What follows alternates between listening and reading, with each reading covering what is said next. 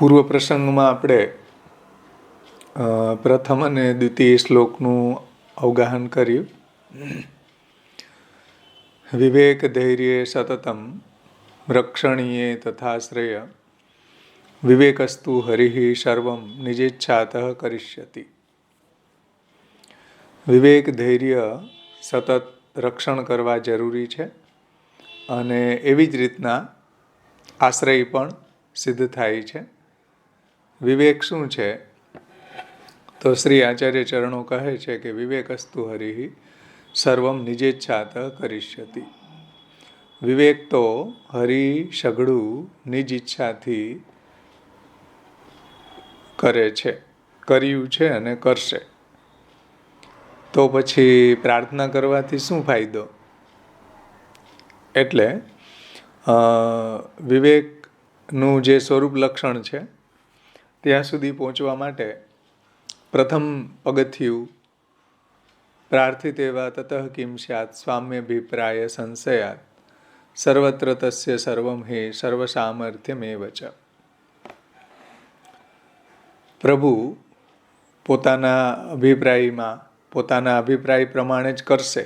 પ્રભુ પોતાની ઈચ્છાથી જ કરશે અને પ્રભુના અભિપ્રાયમાં સંશય હોવાથી પ્રાર્થના કરવાથી શું લાભ? બધું સર્વ કાંઈ સર્વત્ર તસ્ય સર્વમ હિ સર્વ સામર્થ્યમેવ ચ. સર્વ કાંઈ પ્રભુનું જ છે અને સર્વ સામર્થ્ય પણ પ્રભુનું છે. તો સ્વામીનો અભિપ્રાય સમજી ન શકાય. સ્વામી ઘણું બધું આપવા માગતા હોય ને આપણે ક્ષુદ્ર માગી બેસીએ કુબજાની જેમ.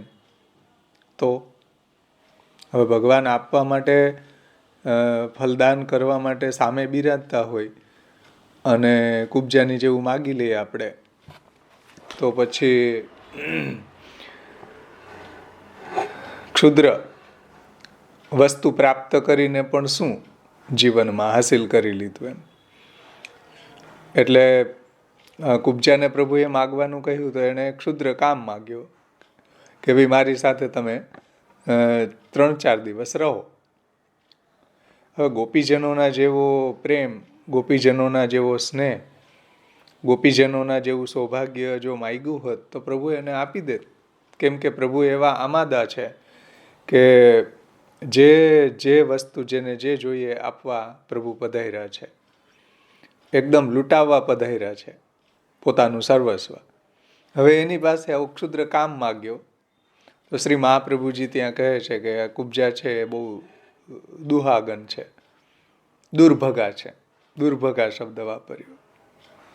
કેમ કે ભગવાન સામે બિરાજતા હોય, જે મુકુંદ, જે સાક્ષાત પુષ્ટિ પ્રભુ, જે સ્વરૂપાનંદનું દાન કરી દે, ભજનાનંદનું દાન કરી દે, એની પાસે આવો ક્ષુદ્ર કામ માગીને બેઠી દુર્ભગા છે કુબજા. એવું મહાપ્રભુજી ત્યાં સુબોધનીજીમાં આજ્ઞા કરે છે. એટલા માટે પ્રાર્થના કરવાથી શું લાભ ભાઈ? સ્વામીનો અભિપ્રાય સમજી ન શકાય તો પ્રાર્થના કરવાથી શું ફાયદો? અને સાચી વાત તો એ છે કે સર્વ સ્થળે બધું ભગવાનનું જ છે અને ભગવાન સર્વ સમર્થ છે. એક દયારામભાઈ પણ ભક્તિ પોષણમાં આ સંદર્ભમાં બહુ સુંદર કહે છે કે પ્રભુ પાસે કાંઈ ન માગીએ, માગીએ પસ્તાવો થાય. ઉદાસી આવે નાથને એ તો વ્યાપાર સરખું ગણાય, સેવો શ્રી કૃષ્ણ કૃપાળ. કે ભાઈ ઉદાસી આવે ઠાકોરજીને તો એ તો વ્યાપાર કહેવાય માગવું એ તો. હા, શ્રી કૃષ્ણ. જય શ્રી કૃષ્ણ. આપણે એમ કે આપણી ભક્તિ વધે એવું આપણે માગી શકાય કે નહીં પ્રભુ પાસે? હા, માગી શકાય. એને તો આપણે વિજ્ઞપ્તિ કહીએ છીએ. વિજ્ઞપ્તિ. એવી વિજ્ઞપ્તિ આપણે કરી શકીએ કે અહમ હરે તવ પાદૈક મૂલ દાસાનુદાસો ભવિતાસ્મિ ભૂયઃ મનઃ સ્મરેતા સુપતેર ગુણાનામ ગૃણીત વાક કર્મ કરોતુ કાયઃ મમોત્તમ શ્લોક જનેષુ સખ્યમ સંસાર ચક્રે ભ્રમત સ્વકર્મભિઃ ત્વન માયયાત્માત્મજ દારગેઃ સ્વાસક્ત ચિત્તસ્ય નાથ ભૂયાત. તો એવી તો આપણે વિજ્ઞપ્તિ કરી શકીએ. જીવ અને ટેકની ભાવના ના હોવી જોઈએ એમ, હે ને? હે જીવન માગવાનું હોય જ નહીં, કારણ કે પૂર્ણ પુરુષોત્તમ છે, એમને બધું ખબર જ છે. શા માટે માગવું જોઈએ ભાઈ? એ તો મહાપ્રભુજી કહ્યું ને કે સ્વામી અભિપ્રાય સંશય, સ્વામીનો અભિપ્રાયમાં તમને સંશય છે. હા, એટલે મંગાય જ નહીં કોઈ દિવસ. વિચાર પણ ના આવવો જોઈએ. આ મારું સ્પષ્ટ માનવું છે. કારણ કે આપણા ઠાકોરજી પૂર્ણ પુરુષોત્તમ છે તો અંતર્યામી છે. મનોરથ કરવો જોઈએ. આપણા હૃદયમાં ભગવત સુખનો મનોરથ થાય એ તો બહુ સારી વાત છે. ભગવત સુખનો મનોરથ કરીએ આપણે, હા, પણ માગવાનો જે કે મને આમ થાય એવો વિચાર આવ્યો, એ તો આપણે શંકા થઈ ગઈ ઠાકોરજી પર. એમ પૂર્ણ પુરુષોત્તમ છે, ખબર નથી મને જરૂર છે, એમ એવું થઈ ગયું. બરાબર છે. એટલે દયારામભાઈ કે ને કે ભાઈ ઉદાસી આવે નાથને એ વ્યાપાર સરખું ગણાય, એ તો વ્યાપાર થઈ ગયો. હા, દયારામભાઈ સ્પષ્ટ કહે છે, ના મંગાય એવું સ્પષ્ટ કહે છે.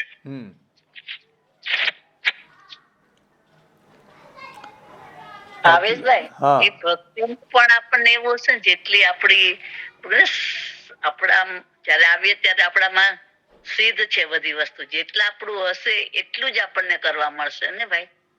ભક્તિ પણ કે છે કે નથી માંગી શકાતી. તમે કીધું આ વિનંતી કરી શકાય આપણે આશ્રય દિનતાના હિસાબે, પણ ભક્તિ તો આપણે જેટલી લખી હશે એટલી જ થશે. ખાલી આ એક શંકા છે મને.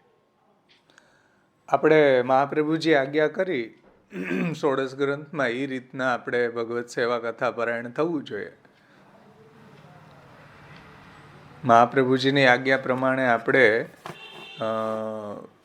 મહેનત કરીને, તનતોડ મહેનત કરીને જે મહાપ્રભુજી આજ્ઞા કરી એ પ્રમાણે સેવા કથા શરણાગતિ એને દ્રઢ કરવાના પ્રયત્ન કરવા જોઈએ. એમાં તમે કઈ ભગવાનની કૃપા હશે તો થશે ને એમ માનીને ભેંસની જેમ બેસી જાવ, આ તો અયોગ્ય વાત છે. તો પછી મહાપ્રભુજીએ શા માટે ગ્રંથો લખ્યા? એટલે ભક્તિ કરો એમ નથી કેતી, એટલે ભક્તિ પણ ન મંગાય એમ. આપણે જે પ્રભુ આપણી આગળ જેવું જેટલું લેવા માંગતા હશે એ તો લેવાના જ છે, એની કૃપા છે એટલે આપણે કરી રહ્યા છીએ. એમાં એવું છે ને કે આપણે કીર્તનો બોલીએ તો કીર્તનોની અંદર કૃષ્ણાશ્રય બોલો તો કૃષ્ણાશ્રયમાં મારો આશ્રય દ્રઢ થાવો એવું તો આપી જ દીધું. મહાપ્રભુજીએ જ આપણા તરફથી માગી લીધું છે કે તસ્યાશ્રયો ભવેત કૃષ્ણ ઇતિ શ્રી વલ્લભો બ્રવીત. તો મહાપ્રભુજીએ આપણા તરફથી માગી જ લીધું છે. આપણી પહેલા મહાપ્રભુજીએ બધું ભરામણ પ્રભુને કરી જ દીધી છે કે ભાઈ આ જીવ હોવા છે, એના દોષ સામું તમે જોતા નહીં. શ્રાવણ શ્યામલે પક્ષેમાં તમે જુઓ કે બ્રહ્મ સંબંધ હું એને આપું છું, એના બધા દોષો છે એ ભગવત સેવામાં બાધારૂપ નહીં થાય. તો જે કાંઈ બી જીવ તરફની ભરામણ છે એ મહાપ્રભુજીએ એ પ્રભુને કરી જ દીધી છે. અને એ રીતે આપણે પાઠ કરીએ છીએ તો એ ભરામણ થઈ જ જઈ રહી છે. એમ સમજાણું ને કે ભાઈ અમારો આશ્રય દ્રઢ થાવો, હું દાસોહમ બ્રહ્મ સંબંધ મંત્ર બોલીએ તો હું આપનો દાસ છું, હે કૃષ્ણ હું તમારો છું. તો એ તો આપણે કહી જ રહ્યા છીએ, પ્રભુને વિજ્ઞપ્તિ કરી જ રહ્યા છે કે હે કૃષ્ણ હું તમારો છું, હું દાસ છું, હું મારું બધું આપને સમર્પણ કરું છું. તો છે કે નહીં? વિજ્ઞપ્તિ જ છે. કૃષ્ણાશ્રયમાં પણ વિજ્ઞપ્તિ જ છે.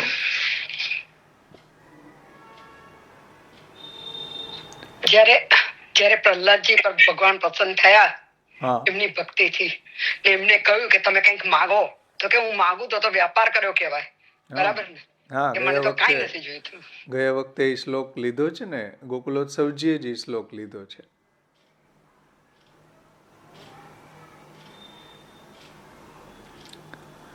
એટલે તમે એમ કહો કે હવે અમને નિત્ય લીલા ધામમાં લઈ જાઓ, આવું કંઈ માગવાની આવશ્યકતા નથી. તો અહીંયા શું છે? નિત્ય લીલા નથી ભાઈ. આ ભગવાનની નિત્ય લીલા જ છે. જેમ ગૌલોકમાં નિત્ય લીલા પ્રભુની ચાલી રહી છે, એમ આપણા ઘરમાં આપણા ઠાકોરજીની આપણે સેવા કરી રહ્યા છીએ, તો એ કંઈ અનિત્ય લીલા થોડી છે. એ પણ નિત્ય લીલા જ છે. એ તો ફલ છે. અહીંયા ભૂતલ ઉપર ભગવત સેવા કરી રહ્યા છે અને મહાપ્રભુજી કહે છે કે ફલરૂપ માનો તમે એને. શા માટે એને સાધન રૂપ માનો છો? એ ખુદ પોતાનામાં ફલરૂપ છે કે ચાલો અહીંયા સેવા કરશું તો હવે અમે નિત્ય લીલા ધામમાં જશું આવા તમે સાધન બુદ્ધિથી સેવા કરતા હોય તો એ પુષ્ટિ માર્ગની અંદર જગન્ય અધિકારી છે.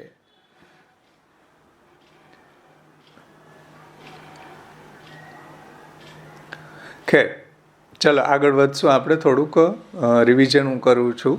રિવિઝન પૂરું થાય પછી તમે કંઈ પ્રશ્ન હોય તો પૂછજો. કે પ્રભુને પ્રાર્થના કરવાથી આપણો પ્રભુમાં અવિશ્વાસ સાબિત થાય છે. ભગવાનમાં પ્રભુને પ્રાર્થના કરવાથી પ્રભુના અંદર આપણો અવિશ્વાસ સાબિત થાય છે કે ભાઈ ભગવાનને જાણે કે કંઈ ખબર જ નહીં હોય એવું થાય ને. અને એ જે અવિશ્વાસ છે ને એ ભક્તિમાં બાધક છે. આગળ આવશે કે અવિશ્વાસો ન કર્તવ્યમ સર્વથા બાધકસ્તુ સા બ્રહ્માસ્ત્ર ચાતકો ભાવ્યો પ્રાપ્તમ સેવેત નિર્મમ. તો પ્રભુને પ્રાર્થના કરવાથી ક્યારેક પ્રભુ, હવે જો મેઇન પ્રોબ્લેમ શું છે એની પાછળની માગવાની પાછળ પ્રોબ્લેમ શું આવશે એ રહસ્ય તમે ખાસ સમજવા. કે પ્રભુને પ્રાર્થના કરવાથી ક્યારેક પ્રભુ છે એ અભિષ્ટ ફલ આપી દેશે.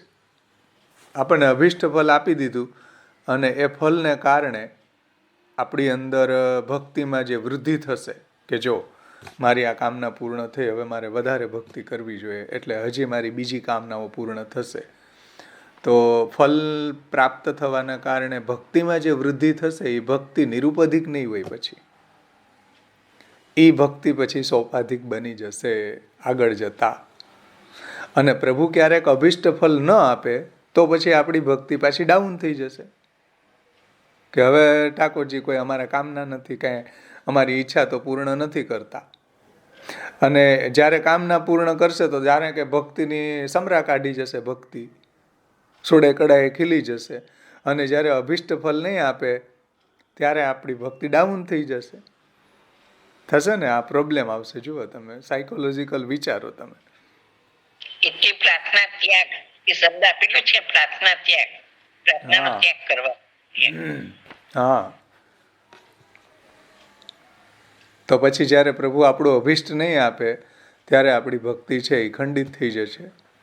તો પ્રભુ સાથે સ્વામી સેવકના સંબંધને નાતે જીવે સ્વામીની ઈચ્છાને વશ થઈને રહેવું. વિવેકસ્તુ હરિ સર્વમ નિજેચ્છાત કરિષ્યતિ. તો પ્રભુને પ્રાર્થના કરવાથી આપણો જે દાસ ધર્મ છે એમાં હાનિ થાય છે. સ્વધર્મનું પાલન નથી થતું. પ્રાર્થના એ વ્યાપાર વૃત્તિ જેવી બની જાય છે પછી આગળ જતા. એટલે આપણે આપણા દુઃખો દૂર કરવા અને આપણે આપણી કામનાની પૂર્તિ માટે ભગવાનને પ્રાર્થના કરતા હોઈએ છીએ. તો ભગવાન તો સર્વજ્ઞ છે, સર્વાંતર્યામી છે, સર્વત્ર તસ્ય સર્વમી સર્વ સામર્થ્યમેવ ચ છે. તો બધું પ્રાર્થના વગર પણ પ્રભુ જાણે જ છે. અને જીવનું હિત શેમાં છે એ પણ જાણે છે, જીવનું અહિત શેમાં છે એ પણ જાણે છે. આપણને પ્રાર્થના કરવાથી ક્ષુદ્ર વસ્તુ માગી બેસવું, પ્રભુ આપણને ઘણું બધું આપવા ઈચ્છતા હોય તો. એટલે ભગવાન સર્વજ્ઞ છે, સર્વસમર્થ છે એવો દ્રઢ વિશ્વાસ મનમાં રાખીને પ્રભુ પાસે ક્યારેય યાચના ન કરવી, પ્રાર્થના ન કરવી. એ હમણાં તમને કુબ્જાનો પ્રસંગ બતાવ્યો. શ્રીમદ ભાગવતમાં કુબ્જાએ માગ્યું તો ક્ષુદ્ર વસ્તુ માગી, પ્રભુ એને ઘણું બધું આપવા ઈચ્છતા હતા. તો આવું થાય એના કરતાં તો પ્રભુ ઉપર જ છોડી દો ને ભાઈ. પ્રભુ જ આપણા હિતનું વિચાર કરે છે. સત્ય સંકલ્પ તો વિષ્ણુ નાન્યથા તું કરિષ્યતિ. એ પ્રભુ તો સત્ય સંકલ્પ છે, આપણું ક્યારે અન્યથા થવા જ નહીં દે. આપણને આપણા ફ્યુચરનું શું ખબર છે? પ્રભુ આપણું બધું જાણે છે. એટલે પ્રભુ ઉપર છોડી દેવું ને વધારે બેસ્ટ છે. એટલે મહાપ્રભુજી કહે છે કે ભાઈ કેટલો આપણો વિશ્વાસ પ્રભુમાં પનપશે જ્યારે આપણે પ્રાર્થના નહીં કરીએ ને ત્યારે. પ્રાર્થના ન કરવાથી પ્રભુમાં આપણો દ્રઢ વિશ્વાસ સાબિત થશે કે ચલો, પ્રભુને એમ થશે કે આને જો મારી ઉપર કેટલો દ્રઢ વિશ્વાસ છે કે હું જે કરું એને એ પોતે સ્વીકારી લે છે મારી લીલા માનીને. એમ તો આ બહુ મોટો વિશ્વાસ છે પ્રભુ ઉપર. એટલે મહાપ્રભુજી કહે છે કે ભાઈ પ્રથમ પગથિયું તમે પ્રાર્થના બંધ કરો. પહેલો વિવેકનું એ સોપાન છે. જો વિવેકસ્તુ હરિ સર્વમ નિજેચ્છાત કરિષ્યતિ સુધી પહોંચવું હોય તો ફર્સ્ટ પગથિયું છે પ્રાર્થના ત્યાગ. અને પ્રાર્થના કરવાથી જે આપણી ભક્તિમાં અવરોધ આવે છે, આપણી ભક્તિ ઘણી વખત ખંડિત થઈ જાય છે, ઘણી વખત આપણને પ્રભુમાં અભાવ આવી જાય છે, દોષારોપણ થઈ જાય છે. આવું આપણે ગયા વખતે ઘણી બધી ચર્ચા કરી ગયા. એટલે પ્રભુનું મહાત્મ્ય જો આપણે સમજતા હશું તો ક્યારેય પણ આપણને પ્રાર્થના કરવાની ઈચ્છા નહીં થાય. પ્રભુ ઉપર આપણો દ્રઢ વિશ્વાસ રહેશે કે પ્રભુ જે કંઈ બી મારા જીવનમાં કરશે એ સારું જ કરશે. પ્રભુ મારા સ્વામી છે, હું એનો દાસ છું. હા ભાવેશભાઈ, જ્યારે ઠાકોરજી ગોવર્ધન ધરણ, હવે ત્યાર પછીનો બીજો વિવેક આવે છે અભિમાન ત્યાગ. પ્રાર્થના કરવાથી શું ક્લેશ થાય છે એનો પણ વિચાર ગયા વખતે આપણે કરી ગયા કે ઘણા વાર્તા પ્રસંગોમાં આવે કે એવી જીદ, એવી પ્રભુ સાથે જીદ, એવી પ્રાર્થના કરવાથી પ્રભુ નારાજ થયા છે કે જેમ કોઢ મારો મટાડી દ્યો, વારંવાર એવી પ્રાર્થના કરવાથી પ્રભુને ન ગમ્યું. એણે ગુસાઈજીને કીધું કે તમારો સેવક જુઓ, એને સમજાવો. તો આવી રીતના કોઈ પાછળ જ પડી જાય ઠાકોરજીની તો ઠાકોરજીને ન ગમે. લોકમાંય તમે કોઈની પાછળ આ રીતે પડી જાઓ તો એને ન ગમે. એટલે પ્રાર્થના ત્યાગ પ્રથમ વિવેક છે. હવે આવે છે અભિમાન ત્યાગ. એવા તમે પ્રસંગો શોધજો 84-252 ભગવદીઓમાંથી કે જેને પ્રાર્થના પ્રભુને કરી છે ને પ્રભુને નથી ગમ્યું. આ શોધો તમે, ચલો હોમવર્કમાં.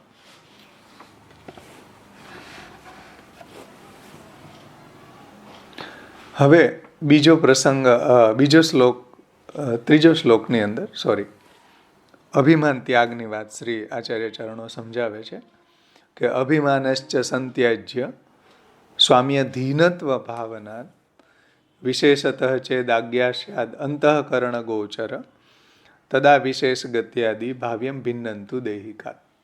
અહીંયા સુધી આ વાતને, અભિમાન ત્યાગની વાતને સમજાવી છે કે પોતાના સ્વામીને, આપણે આપણા સ્વામીને, આપણા પ્રભુને વશ છીએ. તેથી એવી ભાવનાથી, સ્વામ્યધીનત્વ ભાવનાથી અભિમાનનો ત્યાગ કરવો જોઈએ કે હું મારા પ્રભુને વશ છું, મારા પ્રભુને હું સમર્પિત છું, મારા પ્રભુનો હું દાસ છું. આવી ભાવનાથી, સ્વામ્યધીનત્વ ભાવનાથી અભિમાનનો ત્યાગ કરવો જોઈએ કે હું અભિમાન કરું તો કોનું કરું, કેમ કે હું તો પ્રભુનો દાસ છું. દાસને વરી અભિમાન શેનું? એટલે શ્રી મહાપ્રભુજી કહે છે કે ભાઈ સ્વામ્યધીનત્વ ભાવનાથી અભિમાનનો ત્યાગ કરવો જોઈએ. અને એના સાધનનો પણ, જે સાધનોથી આપણને અહંકાર ઉત્પન્ન થાય એવા સાધનનો પણ ત્યાગ કરવો જોઈએ. સંત્યાજ્ય કહી રહ્યા છે. અભિમાનશ્ચ સંત્યાજ્ય સ્વામ્યધીનત્વ ભાવના અને વિશેષતઃ ચેદાજ્ઞા સ્યાદ અંતઃકરણ ગોચર.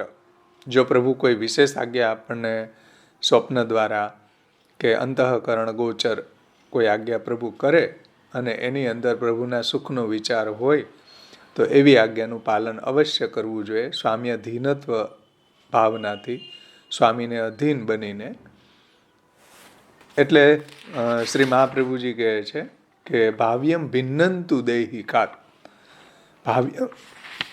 ભાવ્યમ ભિન્નંતુ દેહિકાત એટલે કે દેહ સંબંધથી જુદું હોય, દેહ સંબંધથી જુદું પ્રભુની આજ્ઞા અનુસાર વિશેષ પ્રકારે સાધન કરવું જોઈએ. આપણા દેહના સુખનો વિચાર એમાં ન હોવો જોઈએ. હવે આ વાતને પૂજ્ય શ્યામબાવાશ્રીએ કઈ રીતે ષોડશ ગ્રંથ પરિચયમાં સમજાવી છે એને આપણે જોઈ લઈએ પ્રથમ, પછી આપણે ટીકા લેશું શ્રી ગોકુલોત્સવજીની. અભિમાન ત્યાગમાં આપ શ્રી સમજાવે છે કે પ્રાર્થના ત્યાગ અગાઉ કહેવાઈ ગયેલ ભાવભૂમિ ઉપર, હવે પ્રાર્થના ત્યાગનું એક બેઝ તૈયાર થઈ ગયું, એની એક ભાવ ભૂમિકા બંધાઈ ગઈ. હવે એની ભાવભૂમિ ઉપર કરવામાં આવે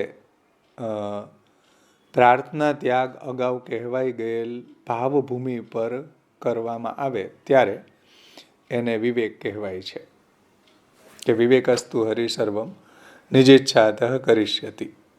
અન્યથા પુરુષાર્થવાદી અહંકારયુક્ત મનોવૃત્તિથી યા અનિશ્વરવાદી અશ્રદ્ધાની વૃત્તિથી યા તો કિમ કર્તવ્ય વિમૂઢ શું કરવા જેવું છે એ વિશે મોહ પામેલા જે છે, કિમ કર્તવ્ય વિમૂઢ છે, એની બુદ્ધિથી પ્રાર્થના ન કરવી એ વિવેકનું લક્ષણ નથી.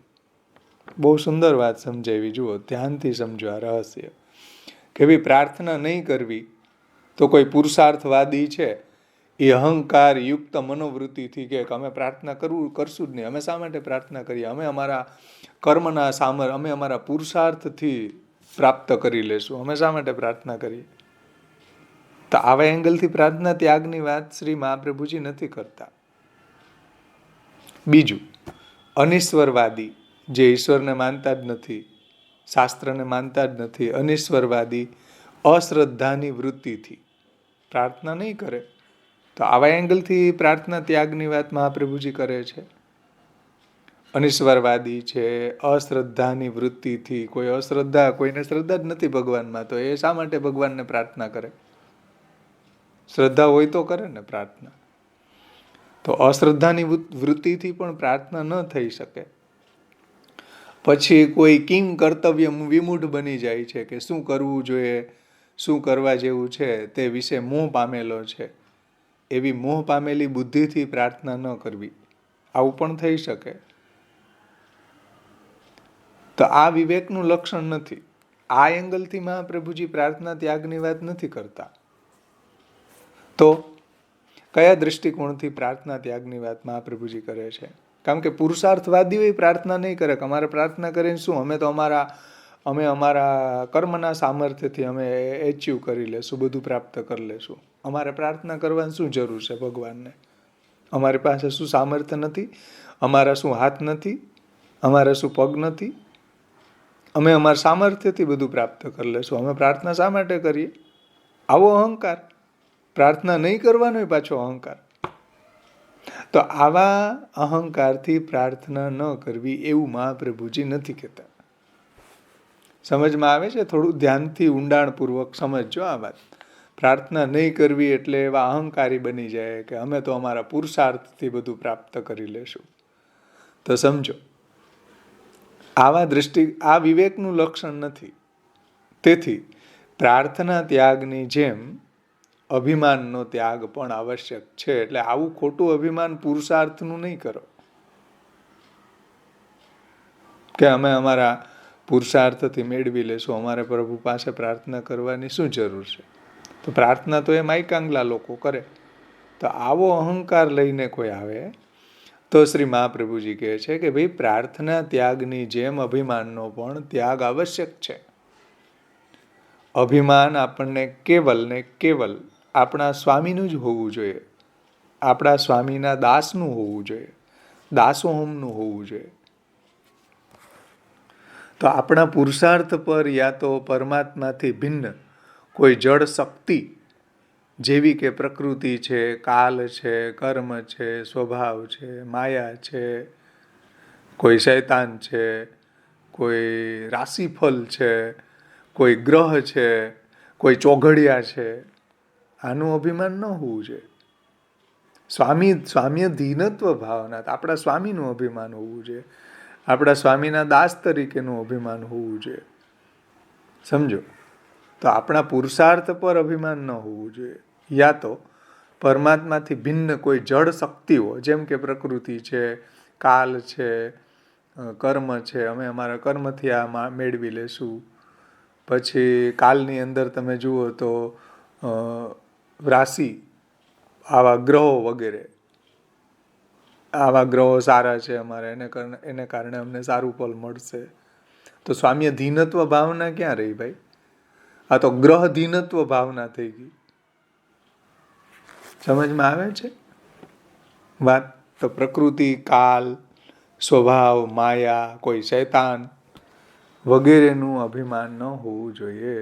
કારણ કે એ બધાને કારણે જો કંઈ સુખ દુઃખ આપણને થતું હોય તો એ પણ પરમાત્માની એવી ઈચ્છા હોવાના કારણે થતું હોય છે. અન્યથા એ બધી જળ શક્તિઓ પ્રભાવીન જ હોય છે. આ વિવેકનું બીજું લક્ષણ છે.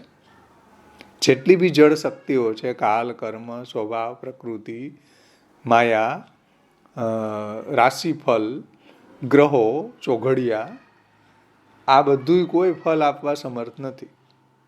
ભગવાન જ ફલદાન કરે છે. ફલ મત ઉપપત્તે. આ બાદરાયણજી વેદ બ્રહ્મસૂત્રની અંદર કહે છે કે ફલ તો ભગવાન જ આપે છે. કોઈ કાલ, કર્મ, પ્રકૃતિ કે કોઈ ગ્રહ કે કોઈ રાશિ કે કોઈ ચોઘડિયા ફલ આપવા સમર્થ નથી. સમજાણું ને? તો આપણા સ્વામીને અધીન છીએ આપણે, એવી ભાવના રાખવી જોઈએ. શા માટે ગ્રહનો આશ્રય કરીએ? શા માટે કાલનો આશ્રય કરીએ? શા માટે કર્મનો આશ્રય કરીએ? શા માટે માયાનો કે પ્રકૃતિનો કે રાશિફળનો આશ્રય કરીને બેસીએ? આપણા પ્રભુનો આશ્રય શા માટે ન કરીએ? એટલા માટે સ્વામ્ય ધીનત્વ ભાવનાથી અભિમાનનો ત્યાગ કરવો જોઈએ કે હું મારા પ્રભુને અધીન છું. મારા પ્રભુ જે મારા જીવનમાં કરે મંજૂર છે. મારા પ્રભુ મારું ભવિષ્ય જાણે છે. મારા હિતાહિતનો વિચાર એ કરશે. મારું અહિત થતું હશે એવું પ્રભુ થવા નહીં દે. તો આવા સ્વામ્ય ધીનત્વ ભાવનાથી પ્રભુનો જ આશ્રય કરવો જોઈએ, પ્રભુનું જ અવલંબન કરવું જોઈએ અને સ્વામ્ય ધીનત્વ ભાવનાથી અભિમાનનો ત્યાગ કરવો જોઈએ. સમજમાં આવ્યું ને? આ વાત અહીંયા શ્યામ બાવાશ્રીએ બહુ સુંદર રીતે આપણને અભિમાનશ્ચ સંત્યાજ્ય સ્વામ્ય ધીનત્વ ભાવનાની વાતને સમજાવી છે. આમાં કોઈને કંઈ પ્રશ્ન હોય તો આપણે એની ચર્ચા કરીએ, નહીંતર આપણે શ્રી ગોકુલોત્સવજીની આ શ્લોક ઉપરની ટીકા લઈએ. એમાં વિશેષ ખુલાસો કર્યો છે હજી.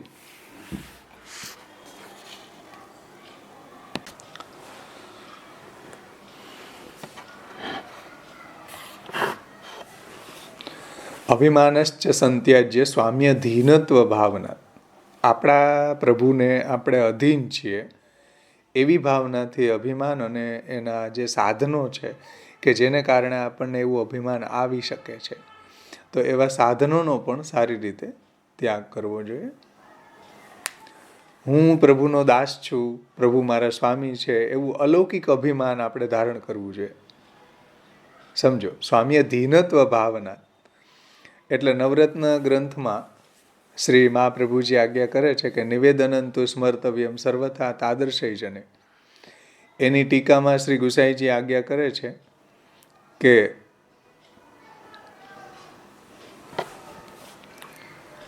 જે કાંઈ છે એ બધું પ્રભુનું છે એમ માનીને સંપૂર્ણ રીતે નિવેદન કરવામાં આવશે તો પછી અભિમાન જ નહીં રહે આપણને. આપણે આપણું આ બધું જ આપણા ઠાકોરજીને સમર્પણ કરી દીધું છે, તો અભિમાન શેનું ભાઈ? કયા પદાર્થનું અભિમાન તમે કરો? ધનનું અભિમાન કરો? ધન તો પ્રભુનું છે. સમજો, અભિમાન ક્યારે થાય? જે વસ્તુ આપણને આપણી લાગતી હોય એમાં આપણને અભિમાન થાય. તમને એવું લાગે કે આ તાજમહેલ મેં બનાવ્યો, તાજમહેલનું અભિમાન થાય કોઈને ભાઈ? કેમ નથી થતું? કેમ કે આપણો નથી. તો એમ આપણા જે કંઈ બી પદાર્થો છે એ બધું આપણે આપણા ઠાકોરજીને સમર્પણ કરી દીધું છે, તો અભિમાન કોનું આટલું બધું? ગાડીનું અભિમાન કે ધનનું અભિમાન કે સારા રૂપનું અભિમાન? શેનું અભિમાન? બોલો. બધું પ્રભુને સમર્પણ કરી દીધું છે, હવે અભિમાન શેનું? તો આ વાત ગુસાઈજી ત્યાં નવરત્નની ટીકામાં કહે છે કે આપણે આપણા સ્વામીને બધું નિવેદન કરી દીધું છે, તો અભિમાન રહેશે જ નહીં. જ્યારે આપણો આવો ભાવ જાગૃત હશે પ્રભુને સમર્પણનો, સ્વામ્ય ધીનત્વ ભાવનાનો, તો અભિમાનનો કોઈ પ્રશ્ન જ નહીં આવે. તો આપણા દેહ અને દેહની સાથે સંકળાયેલી બધી વસ્તુઓનો પ્રભુની સેવામાં વિનિયોગ થાય એટલે અભિમાનનો સંસ્કાર થઈ જ જવાનો છે. આપણું જે અભિમાન છે એનો સંસ્કાર થઈ જશે દાસોહમની અંદર. આપણે એનો નાશ નથી કરવો જે જ્ઞાનીઓ કરે, અભિમાનનો નાશ, કે સાવ નિરભિમાની બની જતા હોય છે જ્ઞાનીઓ. એ જ્ઞાન માર્ગની સાધના છે. આપણી સાધના નાશ કરવાની નથી, આપણી સાધના અભિમાનનો સંસ્કાર કરવાની છે અને નાશ થવાનોય નથી. મોટા મોટા જ્ઞાનીઓ છે, તમે જુઓ મોટા મોટા ઋષિઓ છે એને માન ન આપે તો એનો ઈગો હર્ટ થઈ જાય. આપણને લાગે કે ઓહો બહુ મોટા ઋષિ થઈ ગયા, બહુ મોટા જ્ઞાની છે, પણ ઈગો તો એ પાછો આસમાને હોય. સામાન્ય માણસને માન ન આપો કે આસન ન આપો તો એનો ઈગો હર્ટ ન થાય. એટલો ઈગો હર્ટ મોટા લોકોનો થઈ જતો હોય છે. તો એને તો આ અભિમાન છોડવાને બદલે વધારે છે અભિમાન. એટલે આપણે ત્યાં અભિમાનનો સંસ્કાર કરવામાં આવે છે દાસોહમથી. એટલે શ્રી મહાપ્રભુજી કહે છે કે ભાઈ થોડો તો દર્પ તો રખનો ही चाहिए. થોડો દર્પ જો ન રાખે તો પછી જ્ઞાની અને ભક્તમાં શું ડિફરન્સ રહેશે? એટલે દાસોહમનું સ્વામ્યધીનત્વ ભાવનાનું તો આપણે અભિમાન હોવું જ જોઈએ કે હું મારા પ્રભુને અધીન છું. હા, અમે રાજના ખાસા ખવાસ રે, મુક્તિ મન ન આવે. તો એવું તો હોવું જોઈએ. એ સુસંસ્કૃત અભિમાન છે. સમજો તો પ્રભુનું સ્વામિત્વ આપણે સ્વીકાર્યું, પ્રભુ આપણા સ્વામી છે, તો એ સ્વામિત્વ સ્વીકાર્યું એટલે આપણું અભિમાન ઓગળી જશે. કેમ કે આપણે પ્રભુના દાસ છીએ.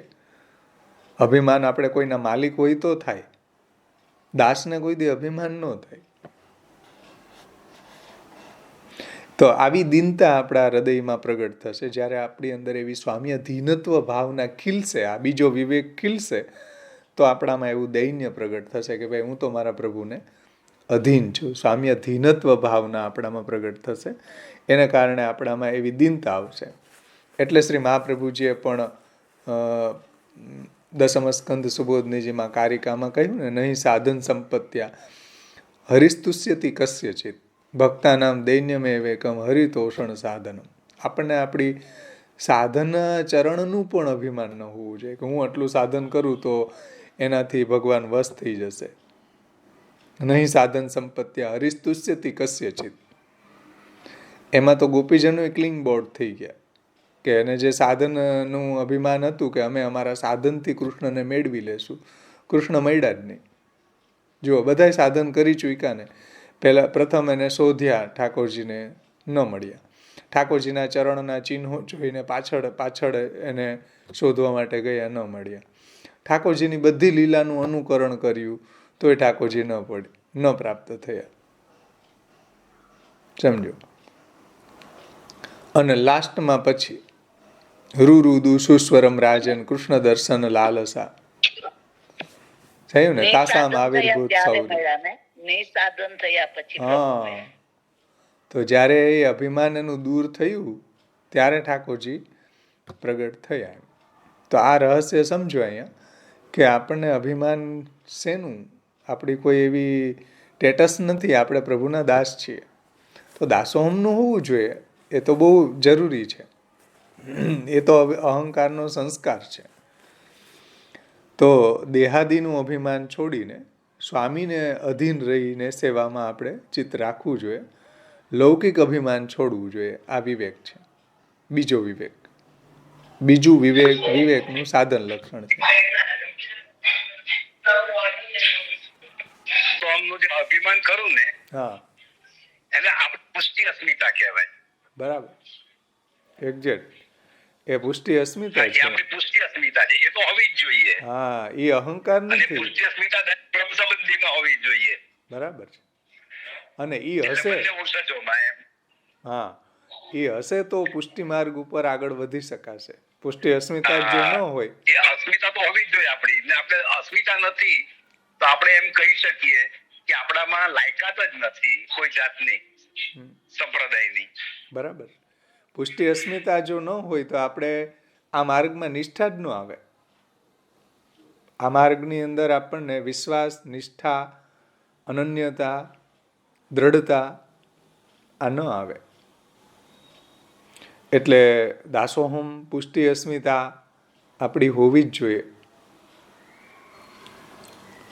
તો એ વાત અહીંયા મહાપ્રભુજી સમજાવવા માગે છે કે ભાઈ સ્વામ્યધીનત્વ ભાવના, હું મારા સ્વામીને અધીન છું, એવું તો આપણને અભિમાન હોવું જ જોઈએ. નહીતર તો જ્ઞાની અને ભક્તમાં પછી કોઈ ડિફરન્સ નહીં રહે. અને લૌકિક અભિમાન છોડવું જોઈએ. જો સેવામાં અભિમાન ન છોડીએ તો સેવામાં ક્લેશ થશે.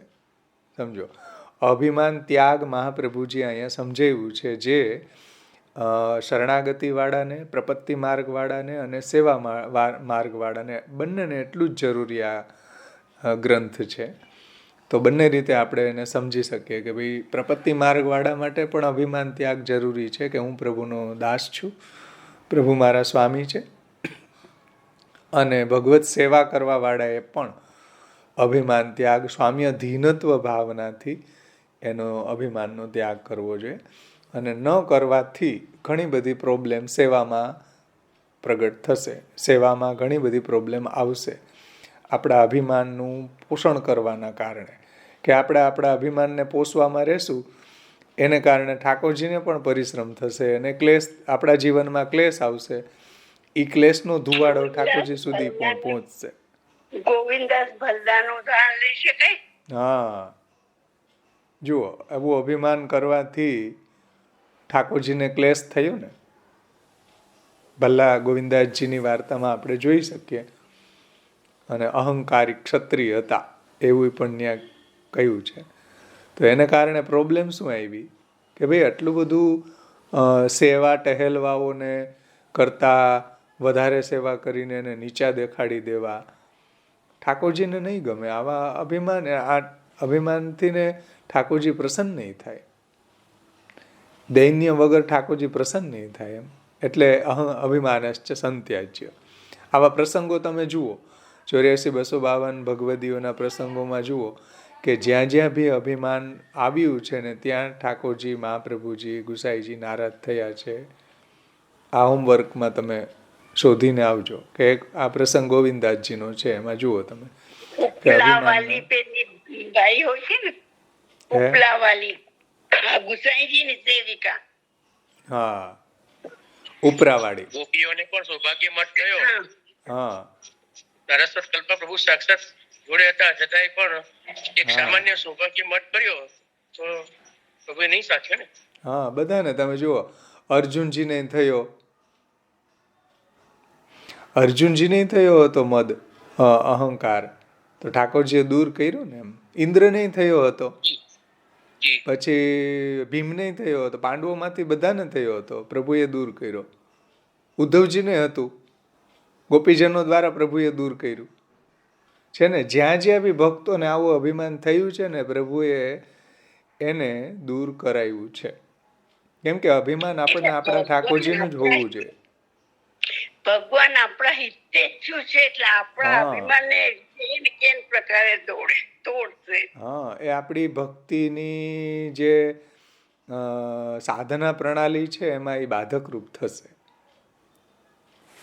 અને શ્રીમદ ભાગવતજીની અંદર કુંતીજીની સ્તુતિમાં એણે બહુ સુંદર એની વિવેચના કરી છે કે અભિમાનથી પ્રભુ ઘણા દૂર ચાલ્યા જાય છે. એવું ત્યાં કુંતીજી કહે છે કે જન્મ ઐશ્વર્ય શ્રુતઃ શ્રીભિ એધમાન મદઃ પુમાન નિર્વાહત્ય અભિધાતું ત્વામ અકિંચન ગોચર. કે જેને જન્મનો મદ છે, જન્મનું અહંકાર છે કે અમે ઊંચા કુલમાં જન્મેલા, અમે તો મહારાજ ફલાણા 108 પૂજ્યપાદ 1008 હો ભાઈ. હવે 108 અનંત શ્રી વિભૂષિત, અનંત શ્રી વિભૂષિત અને પાછી માંગતા પડે અનંત શ્રી વિભૂષિત ભગવતના નામે ગૌ બ્રાહ્મણ પ્રતિપાલ. બોલો, તો આટલા પછી તો ગાયનું વાછડું નથી, પણ ભાઈ ગૌ બ્રાહ્મણ પ્રતિપાલ થયા કેમ? ગાયું તો કોઈ બાંધતું જ નથી હવે. ખેર, તો જુઓ, જન્મનો મદ, ઐશ્વર્યનો મદ, અમારું સામર્થ્ય અમારી સૃષ્ટિ ઉપર ચાલે, અમે સૃષ્ટિને અમે એક આજ્ઞા કરી દે ને અમારી બધી સૃષ્ટિ અમે કહીએ એમ જ કરે. આ ઐશ્વર્ય, જન્મ ઐશ્વર્ય શ્રુત શ્રીભી, તો જન્મનો મદ, ઊંચા કુલમાં જન્મનો મદ. પછી ઐશ્વર્યનું અહંકાર કે અમારું વર્ચસ્વ બધાની ઉપર ચાલે. જન્મ ઐશ્વર્ય શ્રુત, અમે બહુ શાસ્ત્ર પારંગત છીએ, બહુ સાંભળવાનું અભિમાન કે અમે વેદ શાસ્ત્રને બહુ સાંભળ્યા છે, બહુ અમે સ્ટડી કર્યું છે, આવો અભિમાન. શ્રુત વેદ, જન્મ ઐશ્વર્ય શ્રુત શ્રીભી અને શ્રીમદ, જે બધાય કરતાં ડેન્જરમાં ડેન્જર મદ શ્રી, ધન મદ, શ્રીનો મદ, જે મહાપ્રભુજીએ નલકુબેર મણિગ્રીવને જે સ્તુતિ છે એના સુબોધનીજીમાં બધાથી ખરાબમાં ખરાબ મદ હોય ને તો ધન. કેમ કે ધન મદના કારણે પાછળ લાઈન લાગે, ડ્રિંક આવે, વ્યભિચાર આવે, ઘણું બધું આવે, ત્યાં ગણાયું છે. જુગાર આવે, હા, જુગાર આવે, ઘણા બધા વિષય ભોગ આવે કે જે આપણને ખૂબ બાધારૂપ બની જાય છે. તો જન્મ ઐશ્વર્ય શ્રુત શ્રીભિ એધમાન મદઃ પુમાન, આવા મદથી જે આવા આ 4 ગતાવ્યા ને એમાંથી એક પણ હોય ને તો પણ ઠાકોરજી એને પ્રાપ્ત નથી થતા. ત્યાં એવું કહે છે મહાપ્રભુજી સુબોધનીજીમાં તો ઘણું બધું વિસ્તારથી ત્યાં સમજાવ્યું છે. પ્રથમ સ્કંદની અંદર કુંતીજીના તમે સ્તુતિ જોશો ને, શાયદ 8મા અધ્યાયમાં છે, તો એની સ્તુતિની અંદર એના સુબોધનીજીમાં મહાપ્રભુજીએ ઘણું બધું વિસ્તારથી આ વાતને સમજાવી છે કે આવા જે મદવાળા જે છે એવા લોકોથી તો પ્રભુ ઘણા બધા દૂર છે. તો કોને પ્રભુ પ્રાપ્ત થાય છે? તો કહે છે કે ત્વામ અકિંચન ગોચર, જે અકિંચન છે, જે આવા મદથી રહિત છે. અકિંચન એટલે કે આવા મદોથી રહિત, આવા અભિમાનથી રહિત છે, એવાને પ્રભુ શીઘ્ર પ્રાપ્ત થઈ જાય છે. કેમ કે આવો મદ જ્યારે એનો દૂર થઈ જશે તો એનામાં દૈન્ય પ્રગટ થશે અને દૈન્યના કારણે પ્રભુ પ્રસન્ન થઈ જશે. દૈન્ય તત્તોષ કારણમ ભક્તાનામ દૈન્યમ એવેકમ હરિતોષણ સાધનમ, મહાપ્રભુજી કહે છે. તો આવા મદ જે વાળા લોકો શ્રી કૃષ્ણ શરણમ મમ બોલે ને તો એનો અર્થ સાઉન્ડ માત્ર થાય છે, પરબ્રહ્મ નથી થતો. ત્યાં સુધી કીધું છે. જે આવા અભિમાનથી છકેલા લોકો કોઈ પ્રવચન કરે કે ભગવાનનું નામ લે, એનો અર્થ ભગવાન નથી થતો. તો હવે સાંભળવું કે નહીં? સુબોધની ઉઠાવીને જુઓ તમે ત્યાં કે આવા મદથી ભરેલા લોકો જ્યારે બોલે ત્યારે એનો અર્થ ભગવાન નથી થતો, એ સાઉન્ડ માત્ર રહી જાય છે.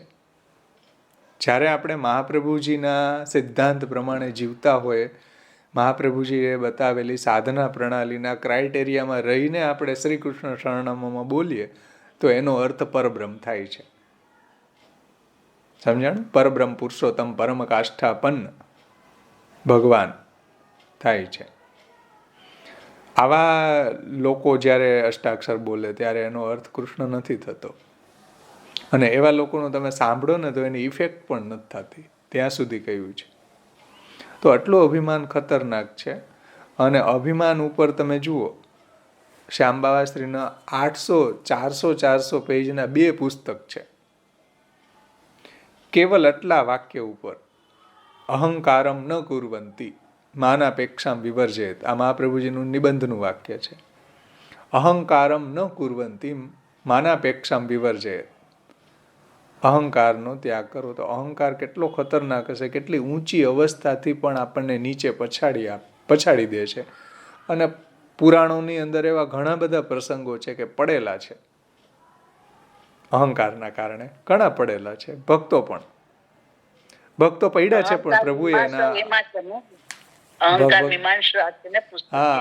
મીમાંસા 1, અહંકાર મીમાંસા 2, બોલો આટલું વિસ્તારથી ત્યાં શ્યામબાવાશ્રીએ સમજાવ્યું છે. અહંકાર મીમાંસા 1, અહંકાર મીમાંસા 2. તો અહંકારને સમજવું એટલો ઇમ્પોર્ટન્સ છે. અત્યારે આપણે મહાપ્રભુજીએ જે સંદર્ભમાં સમજાવ્યું છે એટલું આપણે લઈને આગળ વધશું. હવે આપણે શ્રી ગોકુલોત્સવજીની ટીકા લેશું. અહીંયા સુધીમાં કોઈને કંઈ ન સમજાણું હોય તો આપણે એની ચર્ચા કરીએ. અને પ્રભુ છે કોઈનું અભિમાન સાખી નથી શકતા, એટલે ભક્તનું એમ કોઈ ભક્ત હોય તો એનું અભિમાન પ્રભુ દૂર કરે જ છે. કેમ કે પ્રભુ એના હિતનો વિચાર કરે છે, બીજાનું દૂર નથી કરતા. બીજાને તો ભલે ને અહંકાર કરે ને એનો નાશ થવાનો જ છે, અહંકારના કારણે જ નાશ થશે. એની શા માટે ચિંતા પ્રભુ કરે? જે એના શરણાગત છે, જે એની ભક્તિ કરી રહ્યા છે, એની સેવા કરી રહ્યા છે, એની ચિંતા પ્રભુને છે. એટલે એ જો અહંકાર કરે તો પ્રભુ એને કૃપા કરીને કોઈ રીતે એને દૂર કરે, કોઈના દ્વારા દૂર કરે, શાસ્ત્ર દ્વારા દૂર કરે, કોઈ એના જીવનમાં એવો પ્રસંગ ઊભો કરીને દૂર કરે. દુઃખ આપીને દુઃખ આપીને એને દૂર કરે. એનું માન મર્દન થઈ જાય. ઘણાને વિદ્વત્તાનું અભિમાન હોય, તો વિદ્વત્તાનું અભિમાન એ કોઈ એવા વિદ્વાન દ્વારા, એવા શાસ્ત્ર દ્વારા દૂર કરે. રાણા વ્યાસ કેટલો વિદ્વાનનો અહંકાર હતું, ધનનું હતું, એને તો બધું હતું ને, ઘણા બધા ભેગા થયા હતા રાણા વ્યાસમાં. જુઓ, પછી જ્યારે એનું અભિમાન દૂર થયું ને, તો કેટલો ઈગો હર્ટ માણસને આત્મહત્યા સુધી લઈ જાય છે. રાણા વ્યાસના પ્રસંગમાં તમે જુઓ, ઈગો હર્ટ, અભિમાન ઘવાવું, અભિમાન ઘવાના કારણે, વિદ્વત્તાના અભિમાન ઘવાવાના કારણે આત્મહત્યા કરવા પહોંચી ગયા. મહાપ્રભુજીએ પછી બધું ટેકલ કરી દીધું. જુઓ, ચતુશ્લોકીથી, મહાપ્રભુજીને આ કૃપાથી, મહાપ્રભુજીના ઉપદેશથી, કે ભાઈ આવું અભિમાન રાખવાથી ફાયદો શું? સ્વામ્યાધીનત્વનું અભિમાન રાખો, એ આપણને પ્રભુમાં ભક્તિને વધારનારું થશે. અભિમાન ઉપર કંઈ દંડા મારવાની જરૂર નથી, પણ એનો સંસ્કાર કરવાની જરૂર છે. સ્વામ્યાધીનત્વ ભાવના, અભિમાનશ્ચ સંત્યાજ્ય, હું મારા સ્વામીને અધીન છું. દાસોહમનું અભિમાન રાખીએ, જેને આપણે હમણાં કહ્યું પુષ્ટિ અસ્મિતા, એ બહુ જરૂરી છે, જે આપણને માર્ગમાં આગળ વધવામાં ખૂબ જરૂરી છે. ડાયનેમિક ફોર્સ છે એક જાતનો.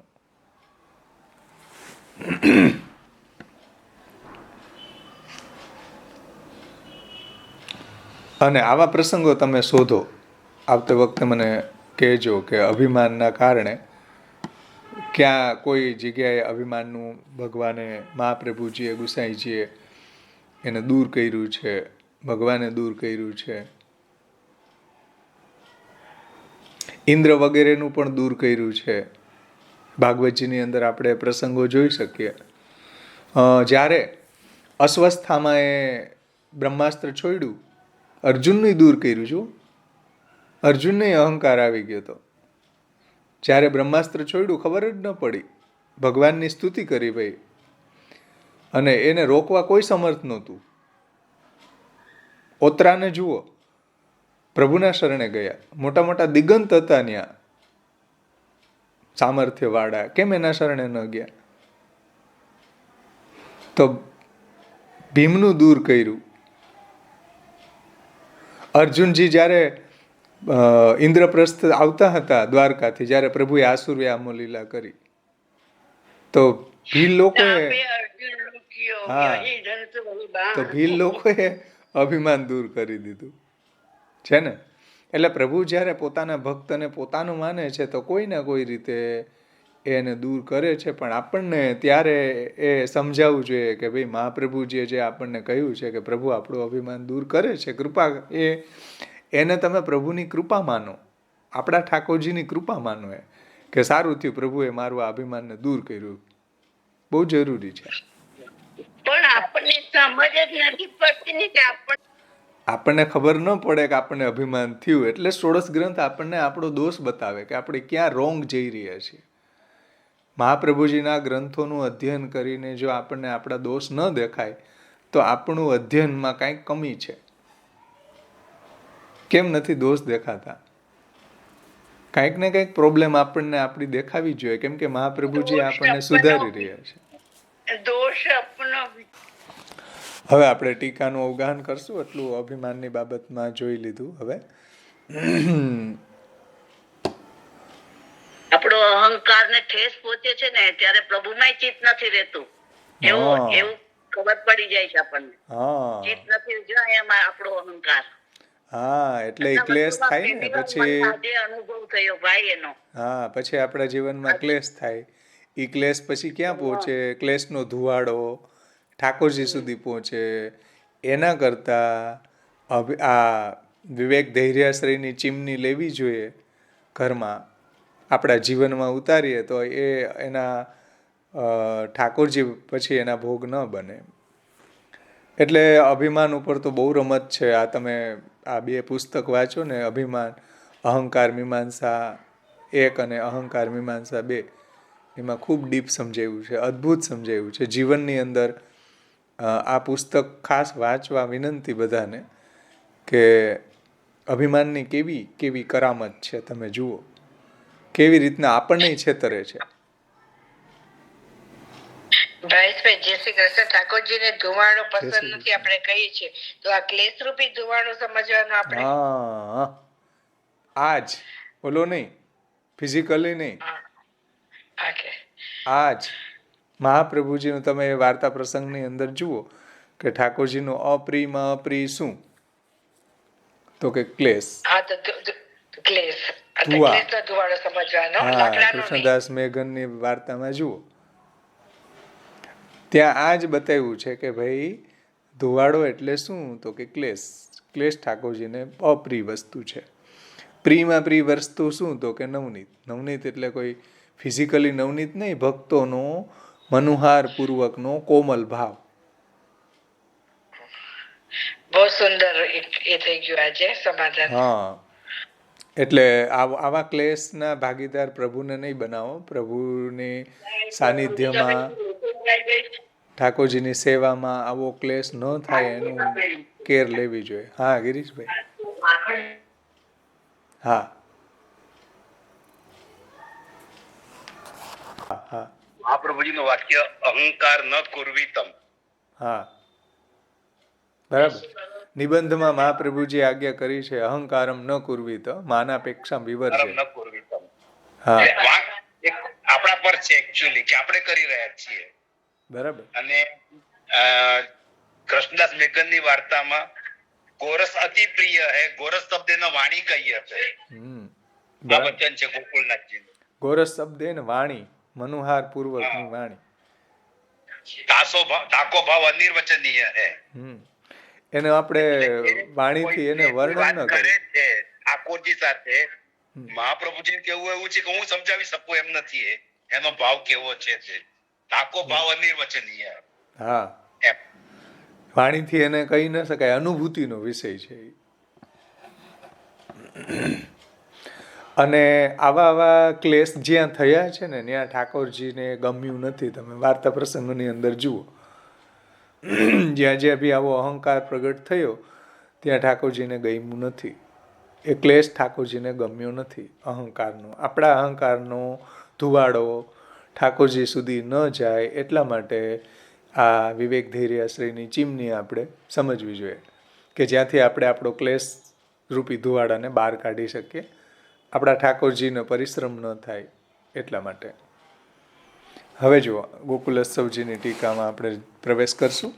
અભિમાનશ્ચ સંત્યાજ્ય સ્વામીય ધીનત્વ ભાવનાત, એની ઉત્થાનિકામાં શ્રી ગોકુલોત્સવજી આજ્ઞા કરે છે, ભગવાનના આ ધર્મોની વિવેચના કરીને હવે જીવને માટે કયા ધર્મો જરૂરી છે એની વિવેચના અભિમાનશ્ચ સંત્યાજ્ય એના દ્વારા કરવામાં આવે છે.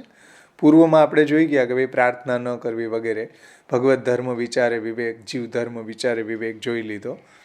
હવે જીવને માટે કયા ધર્મો જરૂરી છે એની વિવેચના કરે છે. અભિમાનશ્ચ સંત્યાજ્ય સ્વામ્યધીનત્વ ભાવનાત વિશેષતઃ ચેદાજ્ઞા સ્યાત અંતઃકરણ ગોચર તદા વિશેષ ગત્યાદિ ભાવ્યમ ભિન્નંતુ દેહિકાત. આ સાથે જ છે, 3 પંક્તિ.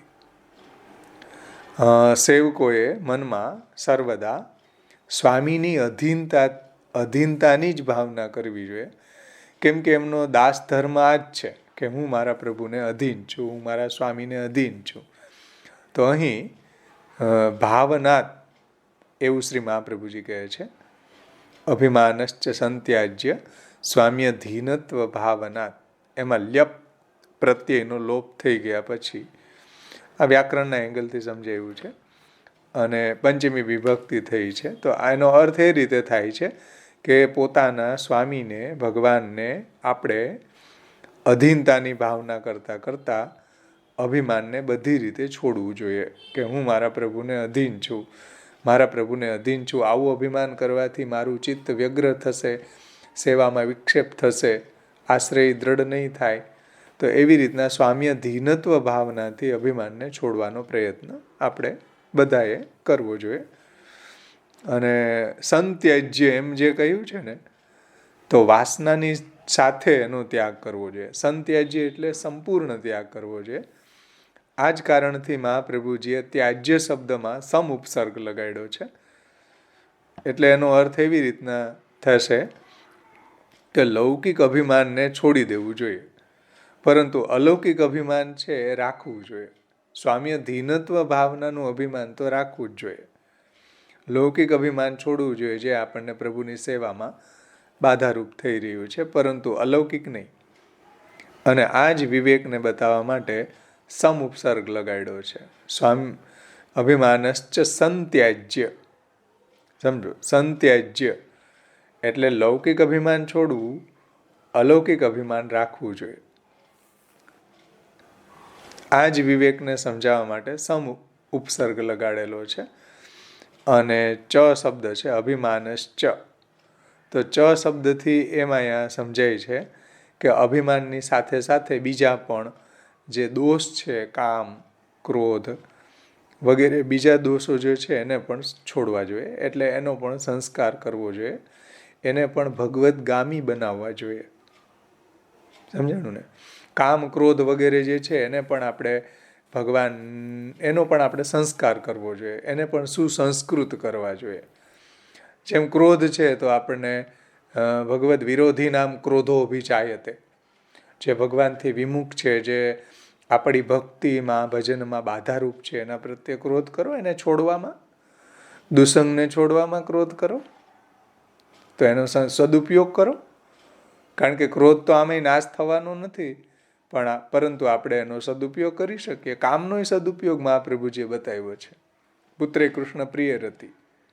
આપણી એવી કામના હોય કે જેને આપણે આપણા ઠાકોરજીની સેવામાં એ આપણને ઉપયોગી થઈ પડે.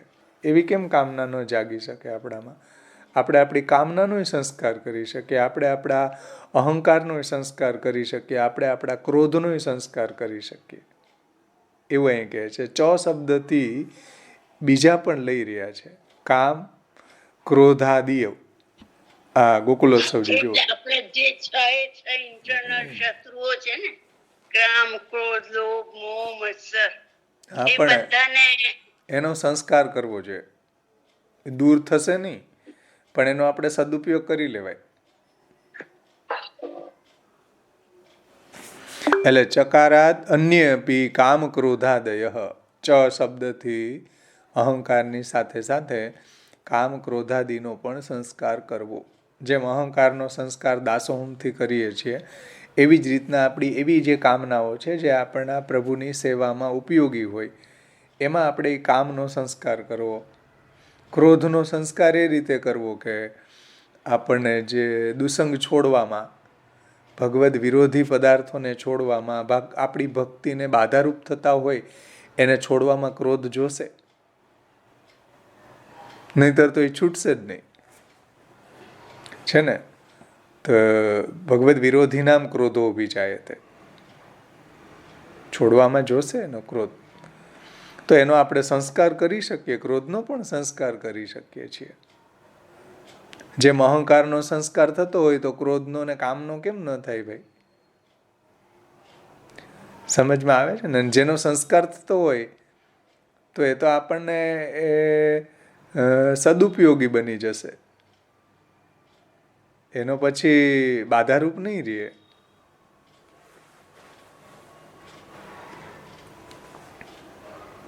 એટલે જે ભગવાનના ભજનમાં બાધક છે એ અહંકાર, એ કામ, ક્રોધાદયો છે એને છોડવા.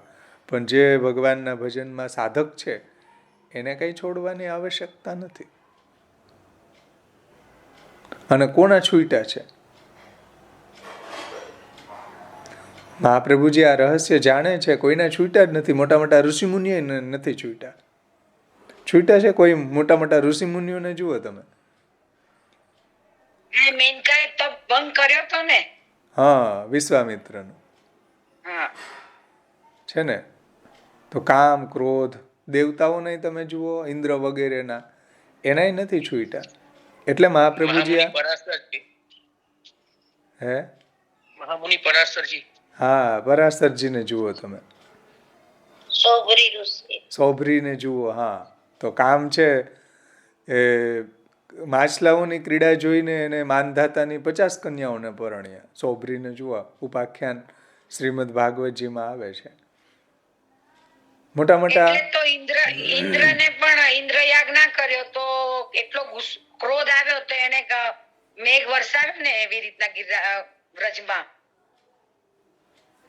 હા, એ આપણે અહંકારમાં લીધું હતું ને એને, કે એનો અહંકાર પ્રભુએ દૂર એમને બી ગુસ્સો એટલે એમને બી એમનો અહંકાર એટલે એમને ક્રોધના કારણે પછી એ રીતે લીધું ને.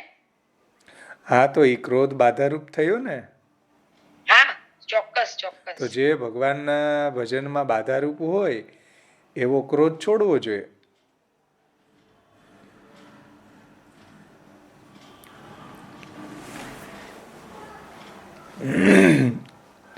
એટલે એનો સંસ્કાર કરવો જોઈએ,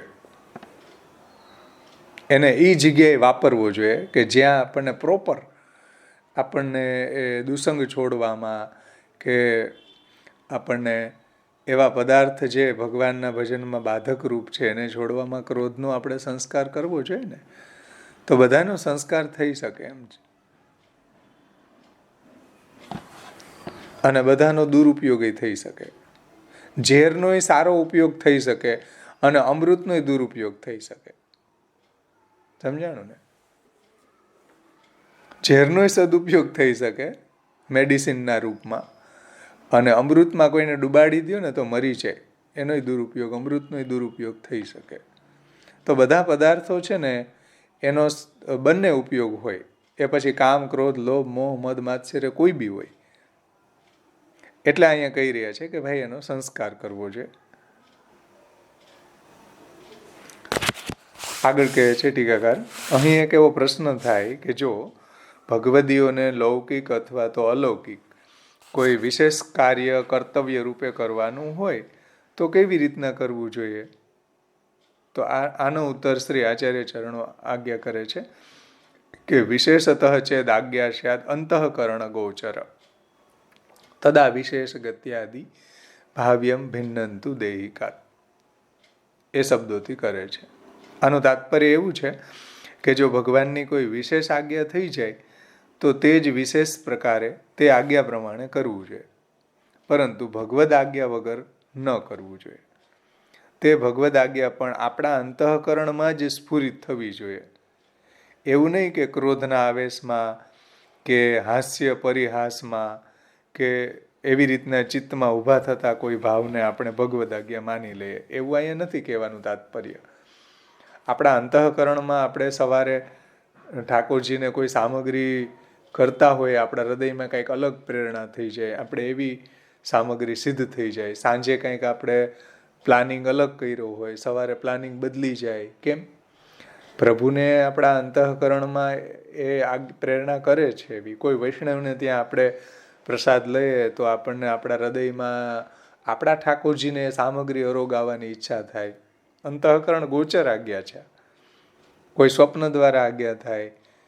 તો એવી રીતના આપણા અંતઃકરણમાં પ્રભુના સુખના વિચારની કોઈ પ્રેરણા થતી હોય તો પછી એ રીતે કરવી જોઈએ, ત્યાં અભિમાન ન કરવું જોઈએ.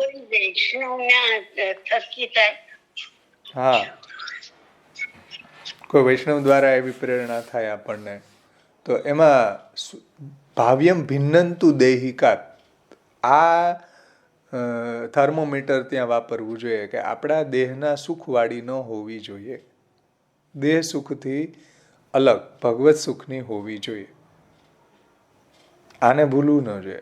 વિશેષતઃ ચેદ આજ્ઞા સ્યાદ અંતઃકરણ ગોચર તદા વિશેષ ગત્યાદિ ભાવ્યમ ભિન્નંતુ દેહિકા. સમજમાં આવ્યું ને?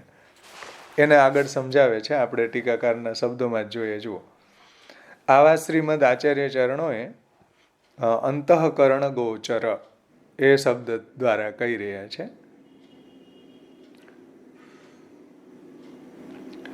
ટીકાકારની સા અને વા ટીકાની અંદર શ્રી ગોકુલોત્સવજીએ સાપી અંતઃકરણ પૂર્વિકા નતુ ક્રોધેન પરિહાસેન વા. એવું જે કહ્યું છે. સા અને વા સુધીનો જે ટેક્સ્ટ છે ત્યાં સુધીની પંક્તિનો બીજી રીતે પણ અર્થ અહીંયા કરેલો છે. તે એ પ્રકારે છે. આ આવશ્યક છે કે ભગવદ આજ્ઞા અંતઃકરણમાં સ્ફુરિત થવી જોઈએ. એવું નહીં કે પ્રભુના જોડે સાનુભાવની દશામાં પ્રભુ જો ક્રોધમાં આવીને અથવા તો હાસ્ય પરિહાસમાં પ્રભુ આજ્ઞા કરે તો એનું અનુકરણ કરી લેવામાં આવે. તો આવું ન કરવું જોઈએ. જેવી રીતના બડે રામદાસજી છે એનો બહુ સુંદર પ્રસંગ આપ્યો. જુઓ, આ રહસ્યને સમજાવવા માટે વિશેષત ચેદ આજ્ઞા સ્યાદ અંતઃકરણ ગોચર તદા વિશેષ ગત્યાદિ ભાવ્યમ ભિન્નંતુ દૈહિકાત. આને સમજાવવા માટે સારામાં સારું એક્ઝામ્પલ બડે રામદાસજીનું છે. બીજા ટીકાકારોએ લીધું છે એટલે અહીંયા એડ કર્યું છે કે બડે રામદાસજીનો એક પ્રસંગ છે એ ધ્યાનમાં રાખવો જોઈએ કે ભાઈ બડે રામદાસજી છે એને શ્રી મહાપ્રભુજીની આજ્ઞા અનુસાર બડે રામદાસજી રાજભોગ સમયે આંખો બંધ કરીને ઠાકોરજીને પંખો કરતા હતા. મહાપ્રભુજીની આજ્ઞા અનુસાર રાજભોગ સમયે નેત્ર બંધ રાખીને પ્રભુને પંખો કરતા હતા. અને એક સમયે સ્વયં પ્રભુએ એમને આજ્ઞા કરી કે રામદાસ નેત્ર ખોલો, અમારું દર્શન કરો. તો નેત્ર ખોલી અને રાજભોગ આરોગતા અમને જુઓ, મારું દર્શન કરો. આવું પ્રભુએ પરીક્ષાર્થ આજ્ઞા કરી. એક બાજુ ઠાકોરજીની આજ્ઞા, એક બાજુ મહાપ્રભુજીની આજ્ઞા. શ્રી આચાર્ય ચરણોએ કહ્યું કે ભાઈ રાજભોગ વખતે તમારે આંખો વીંચીને પંખો કરવાનો છે. કેમ કે અરોગવાની સેવા બ્રજ ભક્તોની છે, અરોગાવવાની. ઠાકોરજી વનમાં આરોગે, ગોપસખા સાથે છાગ આરોગે, ભક્તો બ્રજભક્તો સાથે આરોગે, નિકુંજાદિની અંદર પ્રભુ આરોગે. તો એ બધી સેવા બ્રજભક્તોની છે, ગોપસખાઓની છે. તો એ સમયે આપણે ટેરો લઈ લઈએ છીએ. તો ત્યારે મહાપ્રભુજીએ કહ્યું કે ભાઈ તમે પ્રભુને પંખો કરજો આંખો વીંચીને. એક બાજુ ઠાકોરજી આજ્ઞા કરે છે કે નહીં, અમારું દર્શન કરો, અમે રાજભોગ રગી રહ્યા છીએ, અમારું દર્શન કરો. હવે શું કરવું? મહાપ્રભુજીની આજ્ઞા પાલન કરવી કે પ્રભુની આજ્ઞા પાલન કરવી? એટલે મહાપ્રભુજી આ શબ્દ અહીંયા સમજાવ્યો કે વિશેષત ચેદ આજ્ઞા સ્યાદ અંતઃકરણ ગોચર તદા વિશેષ ગત્યાદિ ભાવ્યમ ભિન્નંતુ દૈહિકાત. જો દેહ સુખ નહીં હોય તો મહાપ્રભુજીની આજ્ઞાનું પાલન કરવું, ઠાકોરજીની નહીં. આ રામદાસજીના પ્રસંગથી અહીંયા સમજાયું છે કે જુઓ, ત્યારે મોટા રામદાસજીએ શ્રી મહાપ્રભુજીની આજ્ઞા શ્રી આચાર્ય ચરણોની આજ્ઞા ભંગનું કારણ બતાવીને પ્રભુ આજ્ઞા ન માની. કહેવાનો અર્થ એ છે કે પ્રભુની લીલા તો કંઈ પણ થઈ શકે, પણ જ્યાં સુધી અંતઃકરણમાં પ્રભુ આજ્ઞા ન કરે કે એવી પ્રભુના સુખની આજ્ઞા હોય ત્યાં સુધી એને ભગવદ આજ્ઞા ન માનવી જોઈએ. સમજાણું ને? કે લેવાય ને સેવા કૃતિ ગુરુ આજ્ઞા બાંધનમ વારિચે નવરત્નમાં. હા, પણ એનું ઓપોઝિટ છે અહીંયા. એનું ઓપોઝિટ બેયનું અહીંયા જુઓ. હા, બરાબર છે. અહીંયા તો ઠાકોરજીની આજ્ઞાનું બાંધન થયું ને મહાપ્રભુજીની આજ્ઞાનું પાલન થયું. કેમ?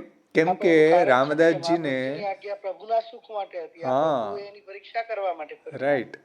જુઓ, ભાવ્યમ ભિન્નંતુ દૈહિકાત. દેહ સુખનો વિચાર હતો અહીંયા, રામદાસજીના સુખનો વિચાર હતો. એટલે હું શા માટે ભાઈ મહાપ્રભુજીની આજ્ઞાનું ઉલ્લંઘન કરું? મારા સુખ માટે. પ્રભુએ કંઈક વસ્તુ માગી હોત કે ચલો રામદાસ આમાં લૂણ ઓછું છે, અમને લૂણ લાવી આપ, કે અહીંયા અમને મરી કે કોઈ પદાર્થની માગણી કરી હોત પ્રભુએ તો જરૂર લાવી આપત રામદાસ. કેમ કે એમાં પ્રભુના સુખનો વિચાર હતો. સમજાણું ના રહસ્ય? જુઓ, ભાવ્યમ દર્શનની આશા હતી એટલે એને પોતાની આશા હતી ને એને. હા, ભાવ્યમ ભિન્નંતુ દૈહિકાત. એ વાતને સમજાવી છે. એવી રીતના આપણા અંતઃકરણમાં પ્રભુ આપણે લીલોતરી પધરાવવા માટે જાય, ઠાકોરજીને વિનંતી કરીને જાય કે આપને જે આરોગવું હોય એ આપ પ્રેરણા કરજો, આજ્ઞા કરજો. તો પ્રભુને આપણે વિનંતી કરીને જાય. પછી જેવું સારી સારી સામગ્રી જોઈએ તો ઠાકોરજી આપણને એવી પ્રેરણા કરે તો આપણે એવા સામગ્રી ખરીદીએ છીએ આપણા સામર્થ્ય અનુસાર, યથા લબ્ધોપચાર અનુસાર. તો એ રીતે પ્રભુ આપણને અંતઃકરણમાં આજ્ઞા કરે. ભગવત સુખનો વિચાર રાખીને આપણે એ પદાર્થોને લેતા હોઈએ છીએ. ચિરકાલ કોઈ મનોરથ ચિંતિત પદાર્થ હોય, લાંબા સમયથી આપણે એ કોઈ એવા પદાર્થની રાહ જોતા હોય ને એ પદાર્થ આપણે જોઈએ તો આપણે એને આપણા ઠાકોરજીને અંગીકાર કરાવીએ. યદ્યદિષ્ટતમમ લોકે યશ્ચાતિ પ્રિયમાત્મન યેનસ્યા નિર્વૃત્તિ ચિત્તે તત્કૃષ્ણે સાધીએ ધ્રુવમ. જે ઉત્તમ હોય લોકમાં, આપણા સામર્થ્યના દૃષ્ટિકોણથી ઉત્તમ હોય અને પ્રભુને પ્રિય હોય તો અવશ્ય પ્રભુને સમર્પણ કરવી જોઈએ. નિબંધમાં મહાપ્રભુજી કહ્યું છે. અને સ્વામ્યધીનત્વ ભાવના, સ્વામ્ય પ્રભુને આપણે અધીન છીએ એવી ભાવનાથી આવી અંતઃકરણ ગોચર આજ્ઞાનું પણ પાલન કરવું જોઈએ, જેમાં પ્રભુના સુખનો વિચાર હોય. ઘણી વખત છોકરાઓ દ્વારા પણ આપણને એવી પ્રેરણા થતી હોય છે. બાળકો એવી પોતે ફરમાઈશ કરતા હોય છે કે આજે આ સામગ્રી સિદ્ધ કરજો, ઠાકોરજીને આજે આ સામગ્રી અરોગાવજો, આજે મારે આ ખાવું છે, એવો એ અવિવેક છે. આપણે ત્યાં આજે ઠાકોરજીને શું અરોગાવવું એવું એ રીતે પૂછીએ. બાળકો પણ કહે તો બાળકોની અંદર એવી ટેવ પાડો કે આજે બાળકો પણ એમ કે આજે ઠાકોરજીને આ આરોગાવજો. ભલે એને ઈચ્છા થઈ છે, પણ ત્યારે આપણે આપણા ઠાકોરજીને ઈચ્છા એવી થઈ હશે તો બાળકો દ્વારા પણ એવી પ્રેરણા કરાવી રહ્યા છે, એવી ભાવના કરવી જોઈએ. કેટલી સારી ભાવના છે, એ ભગવદગામી ભાવના છે. સમજાણું ને? ક્યારેક આપણા અંતઃકરણમાં એવી આજ્ઞા થઈ જાય, ક્યારેક આપણે કોઈ વૈષ્ણવને ત્યાં પ્રસાદ લેવા જઈએ તો આપણને પણ હૃદયમાં એવું થાય કે હું પણ મારા પ્રભુને આવી સામગ્રી અરોગાવું. તો આ બહુ સુંદર વાત છે. આપણે મહાપ્રભુજીએ જે અહીંયા કહ્યું છે કે વિશેષતઃ ચેદ આજ્ઞા સ્યાત અંતઃકરણ ગોચર તદા વિશેષ ગત્યાદિ ભાવ્યમ ભિન્નંતુ દેહિકાત. ત્યાં આપણે અહંકાર ન કરવો જોઈએ કે હવે ભાઈ જવા દ્યો ને નથી કરવું, એમ નહીં. પ્રભુ આપણને એવી પ્રેરણા કરી રહ્યા છે. દેહ સુખનો એમાં વિચાર ન હોય ને પ્રભુ સુખનો વિચાર હોય તો એ રીતે કરવું જોઈએ, એવું અહીંયા તાત્પર્ય છે ટીકાકારનું આ બળરામદાસજીના પ્રસંગ દ્વારા.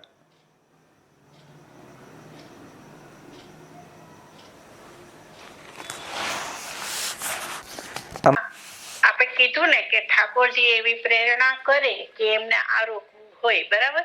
તો આપણે સપોઝ પ્રેરણા થઈ અને આરોગાવી તો પછી દર નો ક્રમ થઈ જાય કે પછી એક જ વાર આજ્ઞા એવી રીતના થઈ હોય તો એક જ વાર કરવાનું? દર ક્રમ થાય કેવી રીતના એવું કોને? ક્રમ ધારો કે આપણે સખડીમાં કઈ આપણને એવી પ્રેરણા થઈ હોય કે હું આ ઠાકોરજીને આરોગાવું, બરાબર? કઈ પણ એમ મિષ્ટાન કે કઈ બી એવું, તો પછી એ દર ક્રમમાં એટલે આપણે જે ક્રમ હોય એમાં દર ક્રમે જ કરાવું કે આપણને જયારે પ્રેરણા થઈ તો ત્યારે જ ધરાવવાનું એમ? પ્રેરણા થઈ ને એટલું જ સીમિત છે. રોજ એવું આવશ્યક નથી. આપણી પરિસ્થિતિનો વિચાર કરવો જોઈએ.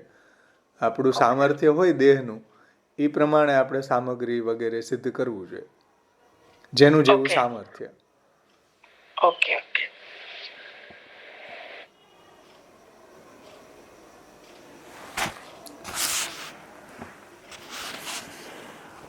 એટલે આ વિશેષ આજ્ઞાના સંદર્ભમાં છે. બાકી રૂટિનમાં તો આપણે કરતા જ હોઈએ છીએ, જે આપણો ક્રમ હોય એટલું તો આપણે રોજ કરીએ જ છીએ ને.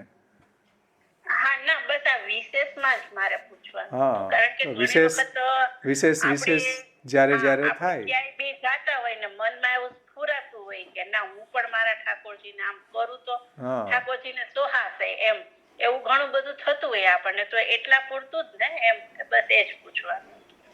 હા, અને યદ્યદિષ્ટતમમ લોકે યશ્ચાતિ પ્રિયમાત્મન, ત્યાં ભક્તોનું પણ પ્રિય બતાવ્યું છે. ભગવાનને પ્રિય હોય, ભક્તોને પણ પ્રિય હોય. તો ભક્તના મનોરથા અનુકૂળ પણ પ્રભુ આરોગે છે. યશ્ચાતિ પ્રિયમાત્મનો યનસ્યાન નિવૃત્તિ ચિત્તે, અને જે વસ્તુ આપણને પ્રાપ્ત થવાથી ચિત્તમાં આનંદ થતો હોય, ક્લેશ ન થતો હોય, તત્કૃષ્ણે સાધ્ય ધ્રુવમ. હું પ્રકાશ બોલું છું રાજકોટથી. અત્યારે આ વિષય તો નથી, પણ આપણે જે ચુંદડી મનોરથ આગળ ટીકાકાર સમજાવે છે ગોકુલોત્સવજી કે આનાથી એ વાત સિદ્ધ થઈ કે આવશ્યક જે લૌકિક વ્યવહારો છે એ લૌકિક વ્યવહારોમાં ભગવદ આજ્ઞા અપેક્ષિત નથી. એમ કાંઈ બધી જગ્યાએ અંતઃકરણ ગોચર ને તદા વિશેષ ગત્યાદિ ભાવ્યમ ભિન્નંતુ દેહિકા તેવું વિચારવાનું નથી. ભગવત સેવાના સંદર્ભમાં એ વાત છે. લૌકિકની અંદર તો જે રીતના લૌકિકમાં થતું હોય એ રીતના આપણે કરવું જોઈએ, જો લૌકિક વ્યવહાર અનુરૂપ. એવું અહીંયા ગોકુલોત્સવજી કહે છે કે ભાઈ લૌકિક વ્યવહારોમાં ભગવદ આજ્ઞા અપેક્ષિત નથી હોતી, અને નિત્ય જે વૈદિક કર્મો છે, નિત્ય નૈમિતિક કર્મો છે, તો નિત્યના વૈદિક કર્મોને કરવાની ભગવદ આજ્ઞા છે. તેથી એમને સામાન્ય રૂપે કરવા જોઈએ, અનોસરમાં કરવા જોઈએ. લૌકિકત્વમ વૈદિકત્વમ કાપટ્યા તે સુનાન્યથા વૈષ્ણવત્વમ હિ સહજમ તતો અન્યત્ર વિપર્યય. જેમાં આ પ્રભુજીએ પુષ્ટિ પ્રવાહ મર્યાદા ભેદમાં સમજાવી દીધું છે. તો એમાં નિષ્ઠા ન રાખવી જોઈએ. લૌકિક અને વૈદિક કાર્યોમાં નિષ્ઠા ન રાખવી જોઈએ. નિષ્ઠા તો ભગવદ ભજનમાં જ, વૈષ્ણવત્વમ હિ સહજમ તતો અન્યત્ર વિપર્યય, એવું અહીંયા ટીકાકાર કહી રહ્યા છે. અને આ જ કારણે ભગવદીઓને લૌકિક વૈદિક સામાન્ય કાર્યોમાં તો નહીં, પરંતુ વિશેષ કાર્યોમાં, એટલે ભગવાનની સેવામાં, ભગવદ ભજનમાં જે કંઈ બી અંતઃકરણ ગોચર આજ્ઞા થતી હોય, પ્રભુના સુખનો વિચાર હોય, તો એ રીતે કરવું જોઈએ. ભગવદ આજ્ઞાથી કરવું જોઈએ. અહીં વિશેષ કાર્યો માટેનો અર્થ એવો લેવો જોઈએ કે જે કાર્યો નિત્યક્રમથી અલગ હોય તો એમને વિશે એ કાર્યો કહી શકાય. કે જેમ વાર્તા પ્રસંગોની અંદર કુંભનદાસજીની વાર્તામાં આવે કે એને ઠાકોરજીએ શ્રી મહાપ્રભુજીએ ગુસાઈજીએ એને કહ્યું હતું ને દર્શન કરવાનું. કુંભનદાસજીની વાર્તામાં એમને સૂતકમાં દર્શન કરાવવામાં આવ્યા. જેમ એક સ્ત્રી વૈષ્ણવને રજસ્વલા થયા તો એ સમયે પણ એને સેવાની આજ્ઞા કરી છે. જેમ ગુસાઈજીએ નંદ મહોત્સવના પ્રસંગમાં સૂતક હોવા છતાંય કેવળ ગિરધરજીને પ્રભુ સ્પર્શની અનુમતિ આપી છે, વગેરે વગેરે. આ ટીકામાં નથી, પણ આ અનુવાદ કરતા અહીંયા આપ્યું છે. વિશેષ ભગવદ આજ્ઞા એટલે શું એમાં, એને સમજાવવા માટે. ચલો, એમાં આપણે નહીં જાય, બાય એક્સેપ્શનલ છે. અને તદા વિશેષ ગત્યાદિ ભાવ્યમ ભિન્નંતુ દેહિકાથી આની સાથે જ છે, એટલે હું એને ટીકાની અંદરથી લઈ રહ્યો છું.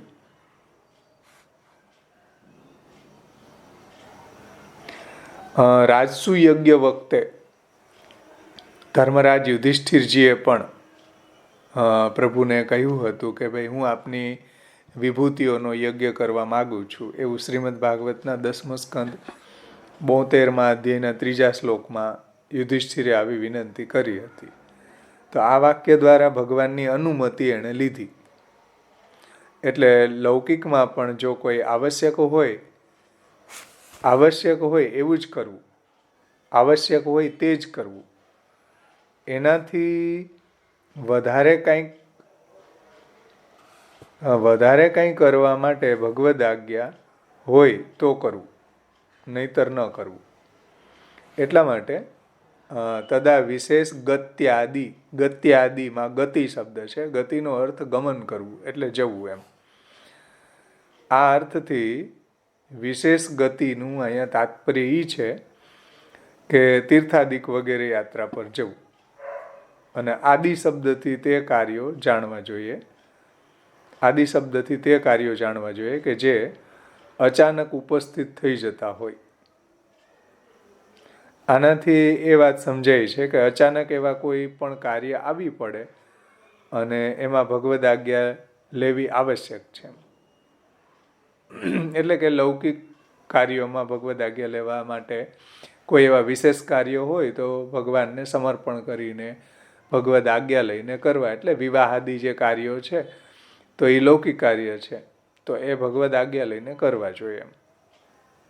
એમાં જે દ્રવ્યનો ખર્ચો કરવો હોય એ ભગવદ આજ્ઞા લઈને કરવો જોઈએ.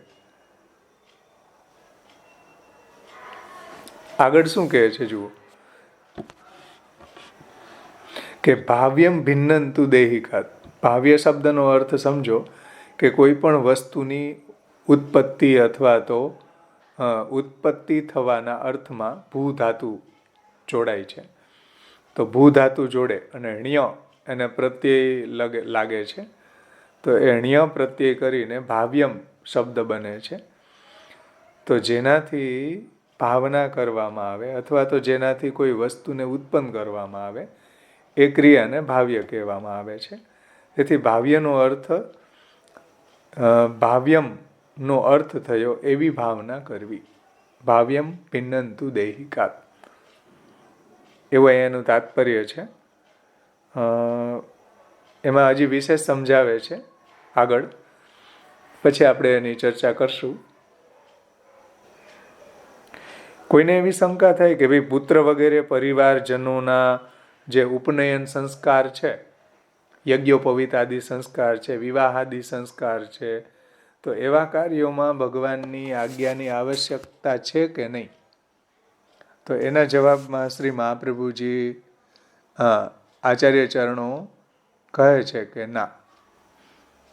ના કહેવા માટે ભિન્નંતુ દૈહિકાત વગેરે શબ્દોથી કહી રહ્યા છે કે ભાઈ આવા વિશેષ કાર્યો જે કે દૈહિક કાર્યોથી ભિન્ન હોય તેમને ભગવદ આજ્ઞા લઈને કરવા જોઈએ. એમાં દૈહિક કાર્યોમાં એની જરૂર નથી કે ભગવાનની આજ્ઞા થાય પછી કરશું, એવું નથી. ત્યાં જે એવા કાર્યો જે છે જે થતા હોય લોકના એંગલથી ભગવદ આજ્ઞા લઈને કરવા જોઈએ, એવો અર્થ છે. અને એમાં ભાવ્યમ ભિન્નંતુ, એમાં તું શબ્દ, તો એ તું શબ્દ આ અર્થમાં યોજેલો છે. તું શબ્દ આ અર્થમાં રહેલા સંદેહનું નિવારણ કરવા માટે યોજ્યો છે. તેથી અહીંયા એવું નક્કી થાય છે કે પુત્ર વગેરે પરિવારજનોના ઉપનયન સંસ્કાર છે, વિવાહાદિ સંસ્કાર છે, વગેરે કાર્યોની અંદર પ્રત્યક્ષ રૂપથી અથવા તો અંતઃકરણ ગોચર રૂપથી ભગવદ આજ્ઞાની અપેક્ષા નથી. આ કાર્યોનો નિર્વાહ માત્ર કરી લેવો જોઈએ સાક્ષી બનીને. એટલે ધનનો અધિક નકામો વ્યય ન કરવો જોઈએ. આ બધા કાર્યો છે લોકના એંગલથી ભગવદ આજ્ઞા લઈને કરવા જોઈએ, પરંતુ એની અંદર આપણા કોઈ કીર્તિ આપણી ફેલાય કે આપણે વધારે ધન એમાં વાપરીએ તો લોકો એની વાહ બોલે, તો આ રીતના પ્રયોજન ન હોવું જોઈએ. એટલે ધનનો અધિક વ્યય ન કરવો. આ હું નથી કહેતો, ગોકુલોત્સવજી કહે છે. જુઓ, કિંતુ નિર્વાહ માત્રમ કર્તવ્યમ ન તું અધિકો વૃથા વ્યયાદિ કર્તવ્યમ. નિર્વાહ માત્ર કર્તવ્યમ ન તું અધિકો વૃથા વ્યયાદિ કર્તવ્યમ. ધનનો વ્યય અધિક ન કરવો આવા લૌકિક કાર્યોમાં. આપણે ઉલટું છે, આવા લૌકિક કાર્યોમાં જ અધિક વ્યય કરીએ. ઠાકોરજીની સેવામાં કે કોઈ ગ્રંથ લેવો હોય ને, એમાં આપણને બીજાનો માગીને રોડવતા હોઈએ છીએ કે ભાઈ આપને થોડી વાર અમારે ગ્રંથ પૂરો થઈ જશે ને પછી પાછો આપી દઈશ, કરીએ ને. અહીંયા ટીકાકાર એમ કે છે કે લોકની અંદર કિંતુ નિર્વાહ માત્રમ કર્તવ્યમ ન તું અધિકો વૃથા વ્યયાદિ કર્તવ્યમ. ખાલી કેવલ અહીંયા મહારાજોના સમિયાણાના 6-6, 8-8 લાખ, 10-10 લાખ આવે સમિયાણું બાંધવાના, મંડપ સર્વિસ વાળાને 10 લાખ 20 લાખ, બીજું તો બધું જુદું. ટીકાકાર એમ કે છે કે આપણે ઠાકોરજીની આજ્ઞા લઈને કરવું નહીં, એવું કરવું એટલે વિવાહ ને બધા પ્રસંગો તો આપણે ઠાકોરજીની આજ્ઞા લઈને જ કરવાનું. એમ આજ્ઞા લઈને જ કરવા જોઈએ, પણ ધનનો અધિક વ્યય ન કરવો. ઓકે ઓકે ઓકે, ભગવાનની ભજન માટે દ્રવ્ય છે એનો અધિક વ્યય ન કરવો જોઈએ. જેમ આપણે વાર્તા પ્રસંગોમાં આવે ને, કોનો પ્રસંગ છે કે એના દીકરીના વિવાહમાં એણે કહ્યું કે સેવક હા, કોઈ ભગવદીનો પ્રસંગ છે, શાયદ શેઠ પુરુષોત્તમ દાસ કે કોઈનો, ગિરીશભાઈને ખબર છે. શેઠ પુરુષોત્તમ દાસની દીકરીનો વિવાહ કરવાનો હોય છે રૂક્ષ્મણીનો, ત્યારે એની ફોઈએ એવું કહ્યું કે મારે તો આપણી એના પ્રમાણે બધું કરવું છે, તમે નગર શેઠ જેવા છો, ખર્ચો બહુ કરો છે. ત્યારે કહ્યું પુરુષોત્તમ દાસ શેઠે કે જોઈશું, એમ કે આપણે એટલો બધો ખર્ચો નથી કરવો કરીને. એટલે પુરુષોત્તમ દાસ શેઠ નગર શેઠ જેવા હતા, રાજા જેની પાસે લોન લેતા હતા. એમણે પણ કહ્યું જે થશે એ યોગ્ય રીતે થશે, અને કહી દીધું ભગવત આજ્ઞા લઈને પછી કરશું એમ. તો એમાં આવે ને કે અમારું દ્રવ્ય છે મદન મોહનજીનું છે, પ્રભુ માટે છે, એટલે અમે એનો વ્યય નહીં કરીએ. તો સામેના પક્ષવાળા હતા કે કંઈ વાંધો નહીં, અમે કરશું. તો જેનું જેવું દ્રવ્ય હોય, લૌકિક દ્રવ્ય હોય તો લૌકિકમાં વધારે વપરાય, સાવ પ્રવાહી દ્રવ્ય હોય. અલૌકિક દ્રવ્ય હોય તો પ્રભુમાં સેવામાં વધારે વપરાય. એટલે આજે દેખાદેખી, ચર્ચા ચર્ચી બધું, એમાં તો કંઈ મારી પાસે એનો જવાબ નથી અત્યારના ક્રેઝનો, કે કેટલો ધનનો વ્યય થાય છે એમાં, એ તો આપણે જોઈએ જ છીએ. પણ ટીકાકાર એવું કહેવા માગે છે કે કિંતુ નિર્વાહ માત્રમ કર્તવ્યમ ન તું અધિકો વૃથા વ્યય આદિ કર્તવ્ય. હરિરાયજીએ પણ શિક્ષાપત્રમાં કહ્યું છે કે ધનાદિ વિવાહાદિ કાર્યોની અંદર આપણા પ્રભુનું દ્રવ્યનો ખોટો વ્યય નહીં કરવો. લોકમાં આપણી કીર્તિ ફેલાય, લોકમાં આપણી વાવા બોલાય, એટલે આપણે એટલો દ્રવ્યનો ખર્ચ કરીએ તો એ આપણી કીર્તિ આપણને ભગવત ભજનમાં બાધારૂપ છે, એવું ત્યાં કહ્યું છે. હવે જેનાથી જેટલું આચરણમાં મૂકી શકાય આપણે એમાં કાંઈ ન કહી શકીએ ભાઈ,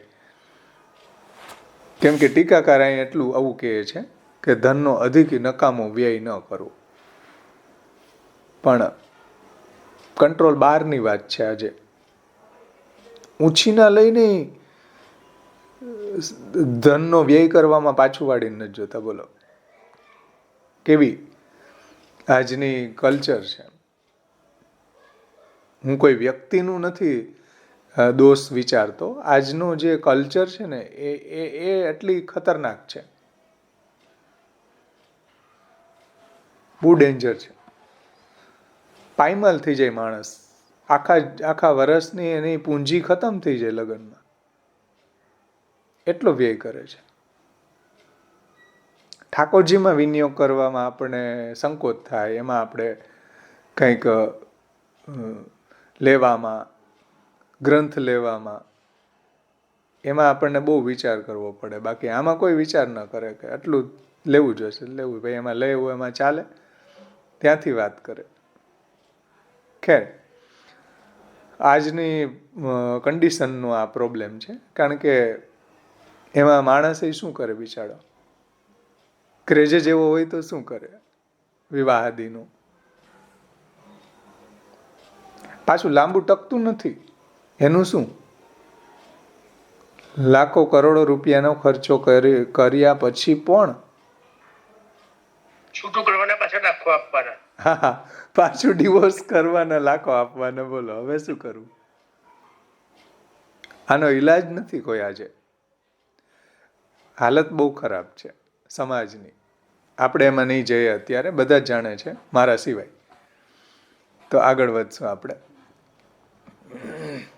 કે ધનનો, ટીકાકાર એમ કહે છે જો ધનનો અધિક નકામો વ્યય ન કરવો. હવે પ્રશ્ન એ થાય કે ભાઈ કોઈ વિપત્તિ આવી પડે તો પછી કઈ રીતે વ્યવહાર કરવો? તો એનું સમાધાન એમ કહે છે કે આપદગત્યાદિ કાર્યેષુ, એ આગળનો શ્લોક આવે છે, આપદગત્યાદિ કાર્યેષુ હઠસ્ત્યાજ્યશ્ચ સર્વથા. એ હઠની વાત આવી ગઈ છે, એને આપણે આના પછીનો જે શ્લોક છે એમાં લેશું. અહીંયા સુધીમાં કોઈને કંઈ પ્રશ્ન છે?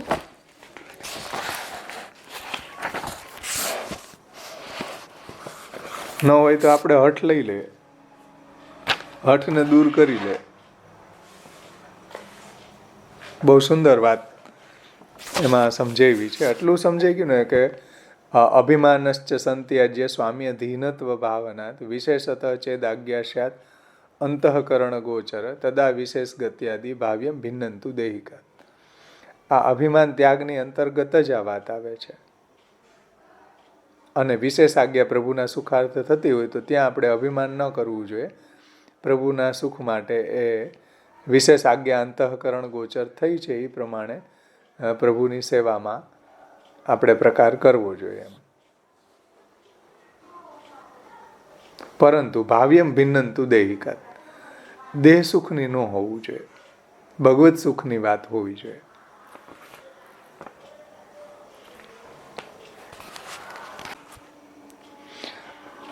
ત્યાર પછીનો ત્રીજો પ્રાર્થના ત્યાગ, અભિમાન ત્યાગ, બીજો વિવેક. બીજું વિવેકનું પગથિયું ચડ્યા આપણે જો અભિમાનને ત્યાગ કર્યો અને સ્વામી અધીનત્વ ભાવનાથી આપણે પ્રભુને અંતઃકરણ ગોચર થતી આજ્ઞાનું પાલન કર્યું ભગવત સુખાર્થે, તો આપણે અભિમાનનો ત્યાગ એ બીજું વિવેક સુધી પહોંચવાનું બીજું સોપાન છે, બીજું પગથિયું હતું. પહેલું પ્રાર્થના ત્યાગ, બીજું અભિમાન ત્યાગ અને ત્રીજું આવે છે હઠ ત્યાગ. તમને હોમવર્કમાં 2 આપ્યા છે, પ્રાર્થના ત્યાગ અને અભિમાન ત્યાગ. એ બધાને સમજાઈ ગયું હશે, પરંતુ પ્રાર્થના કરવાથી અને અભિમાન કરવાથી શું પ્રોબ્લેમ ઊભી થઈ છે એ પણ આપણે સમજ્યા. તો એના તમારે પ્રસંગો, વાર્તા પ્રસંગોમાંથી શોધવાના છે કે ભાઈ અભિમાન કરવાથી શ્રી મહાપ્રભુજી, ગુસાઈજી કે ઠાકોરજીને ન ગમ્યું હોય કે એના જીવનમાં ઘણું દુઃખ આવી પડે એના કારણે એના અભિમાનને ઠેસ પહોંચી હોય, તો જેમ રાણા વ્યાસ આત્મહત્યા કરવા સુધી પહોંચી ગયા, એવી રીતના પ્રાર્થના કરવાથી પણ પ્રભુ નારાજ થયા હોય એવા પ્રસંગો તમે ટીક કરો, શોધો. એની ચર્ચા આપણે આવતે વખતે કરશું, એ તમારે હોમવર્કમાં કરવાનું છે. હવે ત્રીજી વાત આવે છે, ત્રીજો વિવેકનું સોપાન છે હઠ ત્યાગ, કે આપદગત્યાદિ કાર્યેષુ હઠ ત્યાજ્યશ્ચ સર્વથા. આપત્તિના કાલની અંદર હઠનો હંમેશા ત્યાગ કરવો જોઈએ. આ પણ એક જાતનો વિવેક છે, એટલે કે એનું સાધન લક્ષણ છે. એમાં ષોડશ ગ્રંથ પરિચયમાં પૂજ્ય શ્યામ બાવાશ્રીએ બહુ સુંદર આને સમજાવ્યું છે. મિથ્યા અભિમાન, ષોડશ ગ્રંથ પરિચયમાંથી લઉં છું. મિથ્યા અભિમાન તથા પ્રાર્થના વિહોણા જીવન વ્યવહારમાં આમ બનવાનો સહજ સંભવ છે. એટલે મિથ્યા અભિમાનનો ત્યાગ અને પ્રાર્થનાનો ત્યાગ, ચલો 2 કરી દીધું. અભિમાન ત્યાગ અને પ્રાર્થના વિહોણા જીવન વ્યવહારમાં આવો બનવાનો સહજ સંભવ હોઈ શકે કે ભાઈ આપણી અંદર અકર્મણ્યતાનું એક એવું હઠીલાપણું વિકાસ પામી શકે છે કે અમે પ્રાર્થના કરશું જ નહીં, અમે અભિમાન કરશું જ નહીં. તો એને કારણે એક આપણામાં હઠ પેદા થઈ જાય પાછી. તો આપણી અંદર એક અકર્મણ્યતાનું એક એવું હઠીલાપણું વિકાસ પામે છે કે અમુક પરિસ્થિતિ સામાન્ય છે કે વિશેષ છે. આ પરિસ્થિતિ સામાન્ય છે કે આ પરિસ્થિતિ વિશેષ છે, એનો ભેદ બરાબર સમજ્યા વિના માત્ર આપણે હાથ જોડી બેસી રહેવાનું જ આપણને આદર્શ કર્તવ્ય લાગવા માંડે છે કે ચાલો હવે અભિમાનય નહીં કરવું ને પ્રાર્થનાય નહીં કરવી, તો હવે શું કરવું, હાથ જોડીને બેસી રહેવાનું. તો એ જ કારણસર અભિમાન ત્યાગ તથા પ્રાર્થના ત્યાગની સાથે સાથે જ વિવેક રહિત અપ્રવૃત્તિ કે નિષ્ક્રિયતા માટેની હઠનો ત્યાગ પણ આવશ્યક છે. સમજો, વિવેક રહિત અપ્રવૃત્તિ કે નિષ્ક્રિયતા માટેની હઠ પણ ત્યાગ કરવો જોઈએ. એવી કોઈ જાતની હઠ ન કરવી જોઈએ કે જેને કારણે આપણું આ પ્રાર્થના ત્યાગ અને અભિમાન ત્યાગમાં પ્રોબ્લેમ આવે. એવું અહીંયા તાત્પર્ય છે. જુઓ કે વિવેક રહિત અપ્રવૃત્તિ કે નિષ્ક્રિયતા માટેની હઠનો પણ ત્યાગ કરવો જોઈએ. એ પણ આવશ્યક બને છે કે ભક્તની પ્રવૃત્તિ તો પણ પોતાના દૈહિક એટલે કે સ્વાર્થોની પૂર્તિના હેતુથી પ્રેરિત નથી બનતી, પરંતુ જ્યારે એના અંતઃકરણમાં ખાસ એવી ભગવદ આજ્ઞાનો અનુભવ થવા લાગે ત્યારે જ ભક્તની પ્રવૃત્તિ ની શરૂઆત થાય છે. આ વાત અહીંયા લીધી છે. જે ઉપર સમજાવી હતી ને કે વિશેષતઃ ચેદ આજ્ઞા સ્યાદ અંતઃકરણ ગોચર તદા વિશેષ ગત્યાદિ ભાવ્યમ ભિન્નંતુ દૈહિકાત, એને એ રીતે આપે સમજાવી છે. જુઓ કે ભક્તની પ્રવૃત્તિ તો પણ પોતાના દૈહિક સ્વાર્થોની પૂર્તિના હેતુથી પ્રેરિત નથી હોતી, પરંતુ જ્યારે એના અંતઃકરણમાં ખાસ એવી કોઈ ભગવદ આજ્ઞાનો અનુભવ થવા લાગે છે ત્યારે જ ભક્તની પ્રવૃત્તિ શરૂ થાય છે કે ચલો ભગવત સુખાર્થે છે ને આ પ્રવૃત્તિ એમ. તો એવી અંતઃકરણ ગોચર આજ્ઞા એને ભગવત સુખાર્થે થતી હોય ત્યારે એની પ્રવૃત્તિ એ રીતે થતી હોય છે, ભગવત સુખાર્થે એ આજ્ઞાના પાલન માટેની. એવી વિશેષ ભગવદ આજ્ઞાઓ તો ખાસ અવસર પ્રસંગે અને કોઈ ખાસ ભક્ત દ્વારા કોઈ વિશેષ ભગવત કાર્યને પૂર્ણ કરવાને માટે થતી હોય છે. ભગવદ આજ્ઞા અનુસાર આ કાર્ય મારે જ પૂર્ણ કરવાનું છે એવા ભગવદી અભિમાન સહિત તથા અકર્મણ્યતા માટેની હઠને છોડીને જ એ વિશેષ કાર્યને પૂર્ણ કરવું જોઈએ. જ્યારે એવી કોઈ વિશેષ આજ્ઞા થઈ હોય ત્યારે હઠને છોડીને એ કાર્યને અવશ્ય કરવું જોઈએ. જે કંઈ થાય છે એ બધું ભગવદ ઈચ્છા પ્રમાણે થાય છે. એ સિદ્ધાંતના સહજ સ્વીકારમાં તથા અસહજ હઠીલાપણાથી એની સાથે ચીટકી જવામાં તફાવત પડી જાય છે. જો આપણને લાગે સરખું એવું કે ભાઈ ભગવદ ઈચ્છા પ્રમાણે જે થાય છે વિવેકસ્તુ હરિ સર્વમ નિજેચ્છાત કરિષ્યતિ, એ જે સહજ ભાવના છે એ સિદ્ધાંતના સહજ સ્વીકારમાં અને અસહજ જે આપણી હઠ છે બધી બાબતોમાં, અને હઠના કારણે પછી આપણે એ કાર્યને કરવા જઈએ હઠપૂર્વક, એમાં ઘણી બધી પ્રોબ્લેમ ઊભી થાય, ઘરમાં ક્લેશ થાય, જેને કારણે આપણું ચિત્ત ઠેકાણે ન રહે. એટલે આપણે પછી આપણા હઠીલાપણાના કારણે આપણા ઠાકોરજીને પણ પરિશ્રમ થાય. એટલે મહાપ્રભુજી અહીંયા આપણને હઠ ત્યાગની વાત કહે છે. તો અસહજ હઠીલાપણાથી એની સાથે આપણે એવા ચીટકી જતા હોઈએ છીએ કે જેથી આપણા જીવનમાં ઘણો બધો ક્લેશ ઉત્પન્ન થઈ જાય. એટલે વિવેકસ્તુ હરિ સર્વમ નિજેચ્છાત કરિષ્યતિ, એ જે સહજ સ્વીકારવાની વાત છે એમાં હઠ છે એ બાધકરૂપ થઈ રહી છે. એ વિવેકમાં કોઈ ખાસ પ્રકારના અવસર ઉપર સ્વધર્મ, ભગવત સેવા યા તો એની સાથે સંબંધ ધરાવતા કોઈ કર્તવ્ય વિશેષ એને વિશેષ પ્રયત્નો દ્વારા પૂર્ણ કરવાની ભગવદ આજ્ઞા દ્વારા કરાયેલી જે પ્રેરણા છે એ જ્યારે આપણા અંતઃકરણમાં જણાતી હોય ત્યારે થશે તે ભગવદ ઈચ્છા અનુસાર જ થશે. એટલે કોઈ વિશેષ આજ્ઞા આપણને પ્રભુ કરતા હોય કોઈના દ્વારા કે અંતઃકરણમાં કે સ્વપ્નાદિ દ્વારા, તો એ પ્રમાણે કરવું જોઈએ. એમાં કોઈ હઠનો પ્રશ્ન નથી.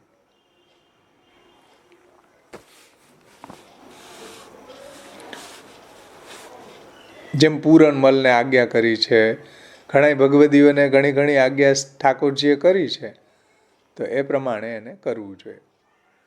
અંતઃકરણ ગોચર એવી કોઈ આજ્ઞા થઈ હોય જેની ઘણી બધી ચર્ચા આપણે કરી ગયા, બધી સેવાની બાબતમાં, સામગ્રીની બાબતમાં, આપણે લીલોતરી લેવા જઈએ ત્યારે એવી જે અંતઃકરણ કોઈ ઉત્તમ વસ્તુ આપણે બજારમાં જોઈએ તો આપણા અંતઃકરણમાં એવું થાય કે આપણા ઠાકોરજીને એનો વિનિયોગ કરાવીએ, તો એ અંતઃકરણ ગોચર આજ્ઞા છે, એ હઠ નથી. એટલે આપણા સામર્થ્ય અનુસાર એને ખરીદવી જોઈએ. આપણું સામર્થ્ય ન હોય તો ભાવના કરવી જોઈએ. જેમ કુમનદાસજીના પ્રસંગમાં આવે કે ભાઈ આ કેરીના ટોપલા છે, ખરીદવાનું સામર્થ્ય નહોતું તો ઠાકોરજીને યાદ કર્યા, ભાવના કરી શકીએ આપણે કે પ્રભુ આપને લાયક સામગ્રી છે. તો આવી રીતના અંતઃકરણ ગોચર આપણને એવું થાય તો એ પ્રમાણે કરવું જોઈએ. આપણું સામર્થ્ય હોય તો આપણે પ્રભુને અંગીકાર કરાવવી જોઈએ.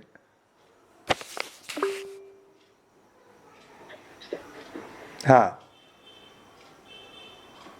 ભાવેશ, હા કુંભનદાસજીએ વિચાર કર્યો હું પારી વેચીને પૈસા આપી દઈશ,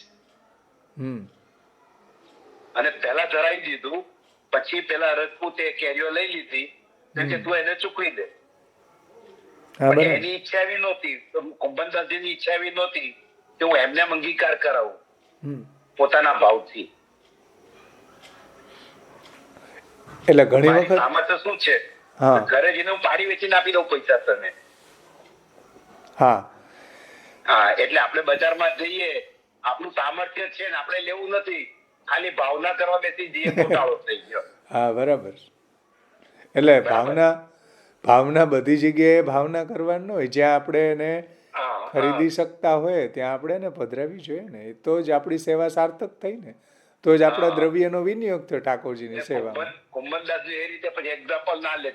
હા, એનો કોઈ દુરુપયોગ નહીં કરતા. આ લાખ રૂપિયાનો હાર છે, તું વિચાર કરી લો ક્યાં મારા બાપના જાય છે. હા, એટલે બધી બાબતોની અંદર તમે રાઈટ દિશામાં વિચારો તો વાંધો ન આવે, નહીતર પ્રોબ્લેમ થાય. બરાબર. આગળ કહે છે કે આ પ્રકારની વિશેષ ભગવદ આજ્ઞાથી જ જે થતી હોય એ રીતે કરવું છે. આ કારણને લીધે હઠવાદિતાપૂર્વક સિદ્ધાંતના દુરુપયોગનો ત્યાગ કરવો જોઈએ. આ વિવેકનું ત્રીજું લક્ષણ છે કે ભાઈ બધી બાબતોમાં આપણે હઠનો ત્યાગ કરવો જોઈએ. કેમ કે હઠ જે છે એના કારણે આપણને ક્લેશ થશે. આપણે એમ કહીએ કે આટલી તો અપરસ ઘરમાં પડાવી જ જોઈએ. ભાઈ નાના બાળકો હોય એ કંઈ થોડું એવું અપરસ પાડી શકે જેટલી આપણે મોટા લોકો પાડે. એટલે બધી બાબતોમાં આપણે આપણા હઠના કારણે આપણે આપણા અહંકારને પોષવા જઈએ. પછી શું થાય કે આપણું અહંકારનું પોષણ થાય, એમાં ભગવાનનું સુખ કંઈ ન રહે હઠના કારણે. પછી ક્લેશ થઈ જતો હોય છે. આવું ઘરની અંદર ઘણું આપણને જોવા મળે કે આપણી હઠના કારણે બીજાની શું પરિસ્થિતિ થતી હોય, એને કારણે બીજાને ક્લેશ થતો હોય આપણી હઠના કારણે. આવું બને. તો આવી બધી પરિસ્થિતિઓમાં આપણે વિવેક રાખવો જોઈએ કે ભાઈ બધી પરિસ્થિતિમાં તમે હઠ ન રાખો. ઘણી વખત જુઓ તમે હઠના કારણે ઠાકોરજીને ક્લેશ થાય, ઠાકોરજીને પરિશ્રમ થાય આપણી હઠના કારણે. જેમ વાર્તા પ્રસંગોની અંદર આવે કે ચરણામૃત પધરાવીને જ હું લઉં, હઠ હતી ને, ઠાકોરજીને પરિશ્રમ થયો કે નહીં એ હઠના કારણે કે નહીં હું તો આજે ચરણામૃત નથી તો આજે હું પ્રસાદ લઈશ જ નહીં. એટલે ચાકર સેવકને કહી દીધું તો ઠાકોરજીને ચરણામૃત લઈને આવવું પડ્યું. તો આવી હઠો પકડીને આપણે બેસી જાય એને કારણે ઠાકોરજીને પરિશ્રમ થાય, ક્લેશ થાય છે ને એવો પ્રસંગ. બરાબર. ત્રિપુરદાસ કાયસ્થ. જો આવી હઠ કરીએ તો ઠાકોરજીને ઘણી વખત પરિશ્રમ થાય છે. એટલે બધી બાબતોમાં આપણે હઠનો ત્યાગ કરવો જોઈએ. આગ્રહ જરૂર રાખવો જોઈએ, જે વાત આગળ આવશે. પરંતુ ક્લેશ થતો હોય આપણી હઠના કારણે, ઘરની અંદર ક્લેશ થાય, ઠાકોરજીને ક્લેશ ન ગમે, આપણે આપણા અહંકારને આપણી હઠને જ પકડીને બેસી જઈએ, બીજાઓનો વિચાર જ ન કરીએ, તો એના કારણે ઘણું બધું વાતાવરણ ક્લેશાત્મક થાય. એના કરતાં આપણે બધી પરિસ્થિતિનો વિચાર કરવો જોઈએ અને હઠનો ત્યાગ કરવો જોઈએ. હવે આમાં કોઈને કાંઈ પ્રશ્ન છે? ટીકા આપણે આવતા વખતે લેશું. ઘણું બધું વિસ્તારથી એમાં સમજાવ્યું છે હઠની બાબતમાં.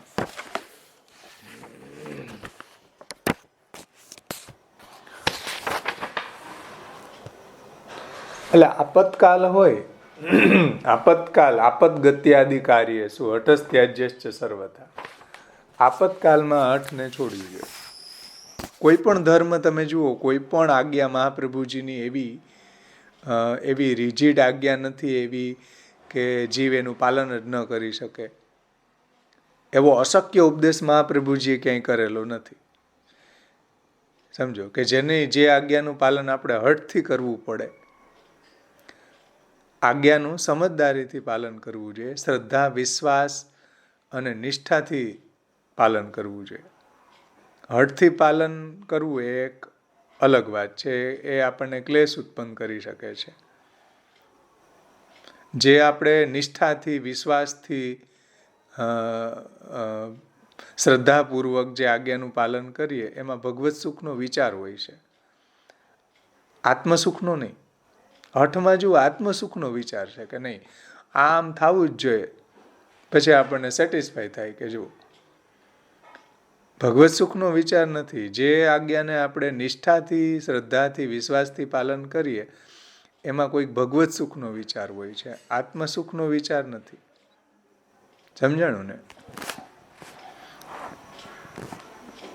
કે કોઈ પણ આ વાતને આપણે સમજ્યા વિચાર્યા વગર હઠ પકડીને બેસી જાય, આપણા આત્મો સેટિસ્ફાય થવો જોઈએ, હું કહું એમ થવું જોઈએ, તો એને કારણે ઘણો બધો ક્લેશ ઉત્પન્ન થાય છે.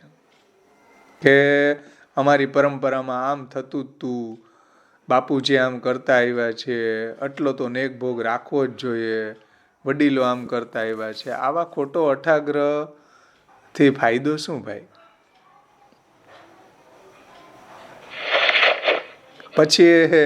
પછી ધર્મ ન રહી જાય, પછી અધર્મ જેવું બની જતું હોય છે આવા અઠાગ્રહના કારણે.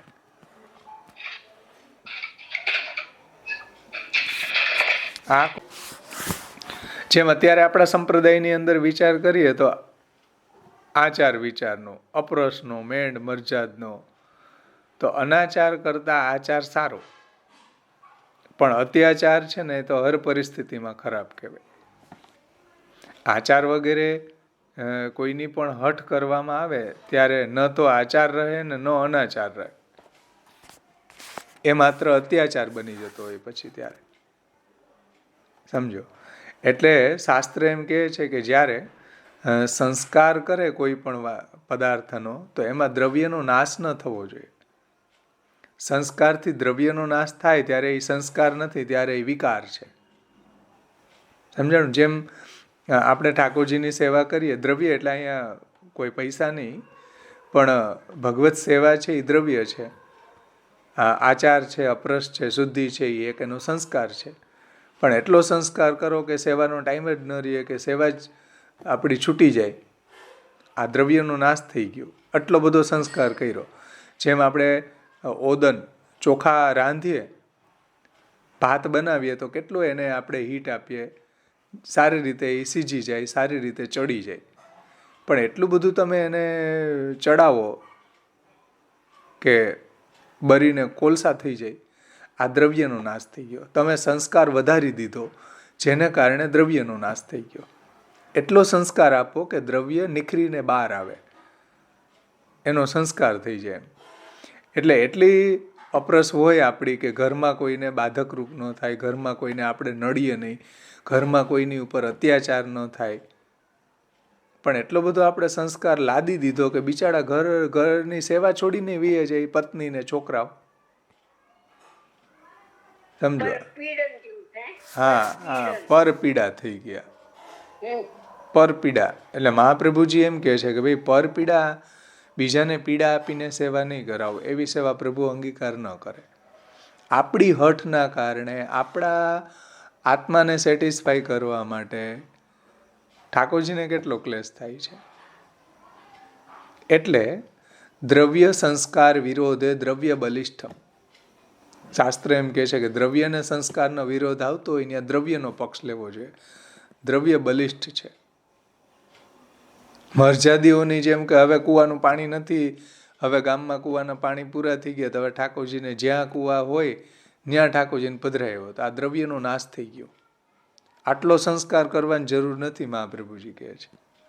એટલો સંસ્કાર કરો કે દ્રવ્ય સુસંસ્કૃત થઈને બહાર આવે. એટલે સારી વાત છે ભાઈ, તમે આપણે શુદ્ધ થઈને પ્રભુની સેવામાં જાય, એવા આપણા આચાર વિચાર હોય, આપણું આંતર અપરસ હોય પ્રભુના નામની, મહાપ્રભુજીના ષોડશ ગ્રંથની, એ મોટી અપરસ છે. એટલે સંસ્કાર એટલો કરો કે દ્રવ્યનો નાશ ન થાય, સેવામાં વિક્ષેપ ન થાય, સેવામાં ક્લેશ ન થાય. ચિત્તસ્તત પ્રવણમ આપણું જે છે એ બહેનું રહે, એવો સંસ્કાર રાખવો જોઈએ. એવો સંસ્કાર ન કરીએ કે આપણી સેવા જ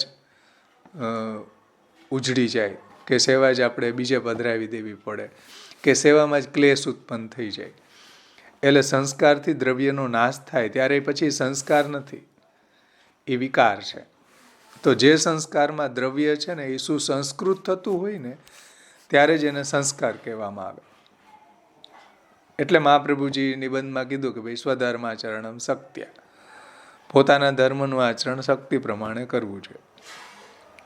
અને ખાસ કરીને સેવામાં કોઈ વસ્તુ કે પદાર્થનો આપણને હઠ થઈ જાય, જડાગ્રહ થઈ જાય, કે જે પોતાની શક્તિ ને પોતાના સાધન સંપત્તિની મર્યાદાથી બહાર હોય, કે કોઈની દેખાદેખીથી આપણે કરવા લાગી જાય, આવું આપણા સેવામાં ક્લેશ ઉત્પન્ન કરવાવાળી વાત છે. એટલા માટે અહીંયા કહે છે કે ભાઈ આપદગત્યાદિ કાર્ય શું હઠસ્ત્યાજ્યશ્ચ સર્વથા. આપણે મુસાફરીમાં હોઈએ તો મુસાફરીની અંદર એવી અપરસ ન પાડી શકીએ, તો ત્યારે આ શાસ્ત્રે છૂટ આપે છે આપણને કે દિવસ કરતાં અડધી અપરસ રાત્રિમાં હોય, રાત્રિ કરતાં અડધી અપરસ બીમારીમાં હોય, બીમારી કરતાં અડધી અપરસ મુસાફરીમાં હોય. ત્યાં આપણે હઠ પકડીને બેસી જાય તો દુઃખી થાય, ઠાકોરજીને ક્લેશ થાય. એટલા માટે આપણે બધી બાબતોનો વિચાર કરવો જોઈએ. આપદગત્ય, આપત્તિકાલની અંદર હઠનો ત્યાગ કરવો જોઈએ. જેમ આપણી પાસે દ્રવ્ય સંપન્ન હોય તો આપણે ઠાકોરજીને વિશેષ સામગ્રી અરોગાવીએ. જ્યારે આપણી પાસે કાંઈ ન હોય, માનો કે એવી પરિસ્થિતિ આવી જાય, તો આપણે એ પ્રમાણે ક્રમ રાખવો જોઈએ. જેમ ત્રિપુરદાસના પ્રસંગમાં એ જ છે કે ભાઈ એ દ્રવ્ય સંપન્ન હતા તો ઠાકોરજીને સારો પરકાલો મોકલતા. જ્યારે એની પાસે દ્રવ્ય નહોતું તો એને એની સામર્થ્ય અનુસાર પરકાલો મોકલો, તોય ઠાકોરજીએ તો એ પરકાલોને અંગીકાર કરવાની જીદ કરી કે નહીં?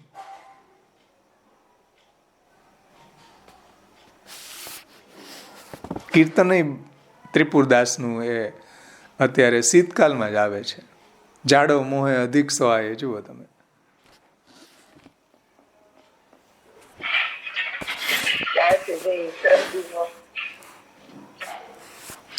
એટલે બધી બાબતોમાં આપણે હઠ કરીએ એને કારણે પ્રોબ્લેમ ઠાકોરજીને થાય.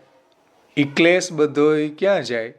ઠાકોરજી પાસે જાય. એ બધો ધુવાડો છે આપણી હઠનો ધુવાડો ઠાકોરજી સુધી પહોંચે અને પરિશ્રમ ઠાકોરજીને થાય. એટલે મહાપ્રભુજી કહે છે, ઠાકોરજીના સુખનો વિચાર કરીને કહે છે કે ભાઈ આ હઠ તમે નહીં કરો, આ ચીમનીથી તમારી હઠને બહાર કાઢો, આ વિવેક રાખીને. તો પછી આપણે એના સેવાની અંદર આપણું ચિત્ત છે એ કૃષ્ણ પ્રવણ રહેશે. જો આવી હઠનો ક્લેશ જો નહીં થયો હોય તો. અહીંયા સુધી આપણે રાખીએ. બધાને આ વાત સમજાણી હશે. આવતે વખતે આપણે હજી ટીકાકાર જે ગોકુલોત્સવજી છે એણે કઈ રીતે આ સમજાવ્યું છે આપણે લેશું. તમારી પાસે સ્વયં શિક્ષક હોય એમાં પણ બહુ સુંદર રીતે આ વાતને સમજાવી છે, એમાંથી પણ વાંચી શકો છો. અને હઠના કારણે ક્લેશ થયો છે ઠાકોરજીને પરિશ્રમ થયો, આવા પ્રસંગ તમે શોધો કે હઠના કારણે ઠાકોરજીને ક્લેશ થયો. એક તમને ત્રિપુરદાસનો કહ્યો કે ભાઈ એવી હઠના કારણે ઠાકોરજીને પરિશ્રમ થયો કે નહીં, ચરણામૃત આપવા માટે પધાર્યા. તો આવા પ્રસંગ તમે ગોતો કે જે હઠ કરવાથી શું પરિણામ આવ્યું એ હોમવર્કમાં. તો અહીં સુધી આપણે રાખીએ. આશ્રયનું પદ બોલી સમાપન કરશું.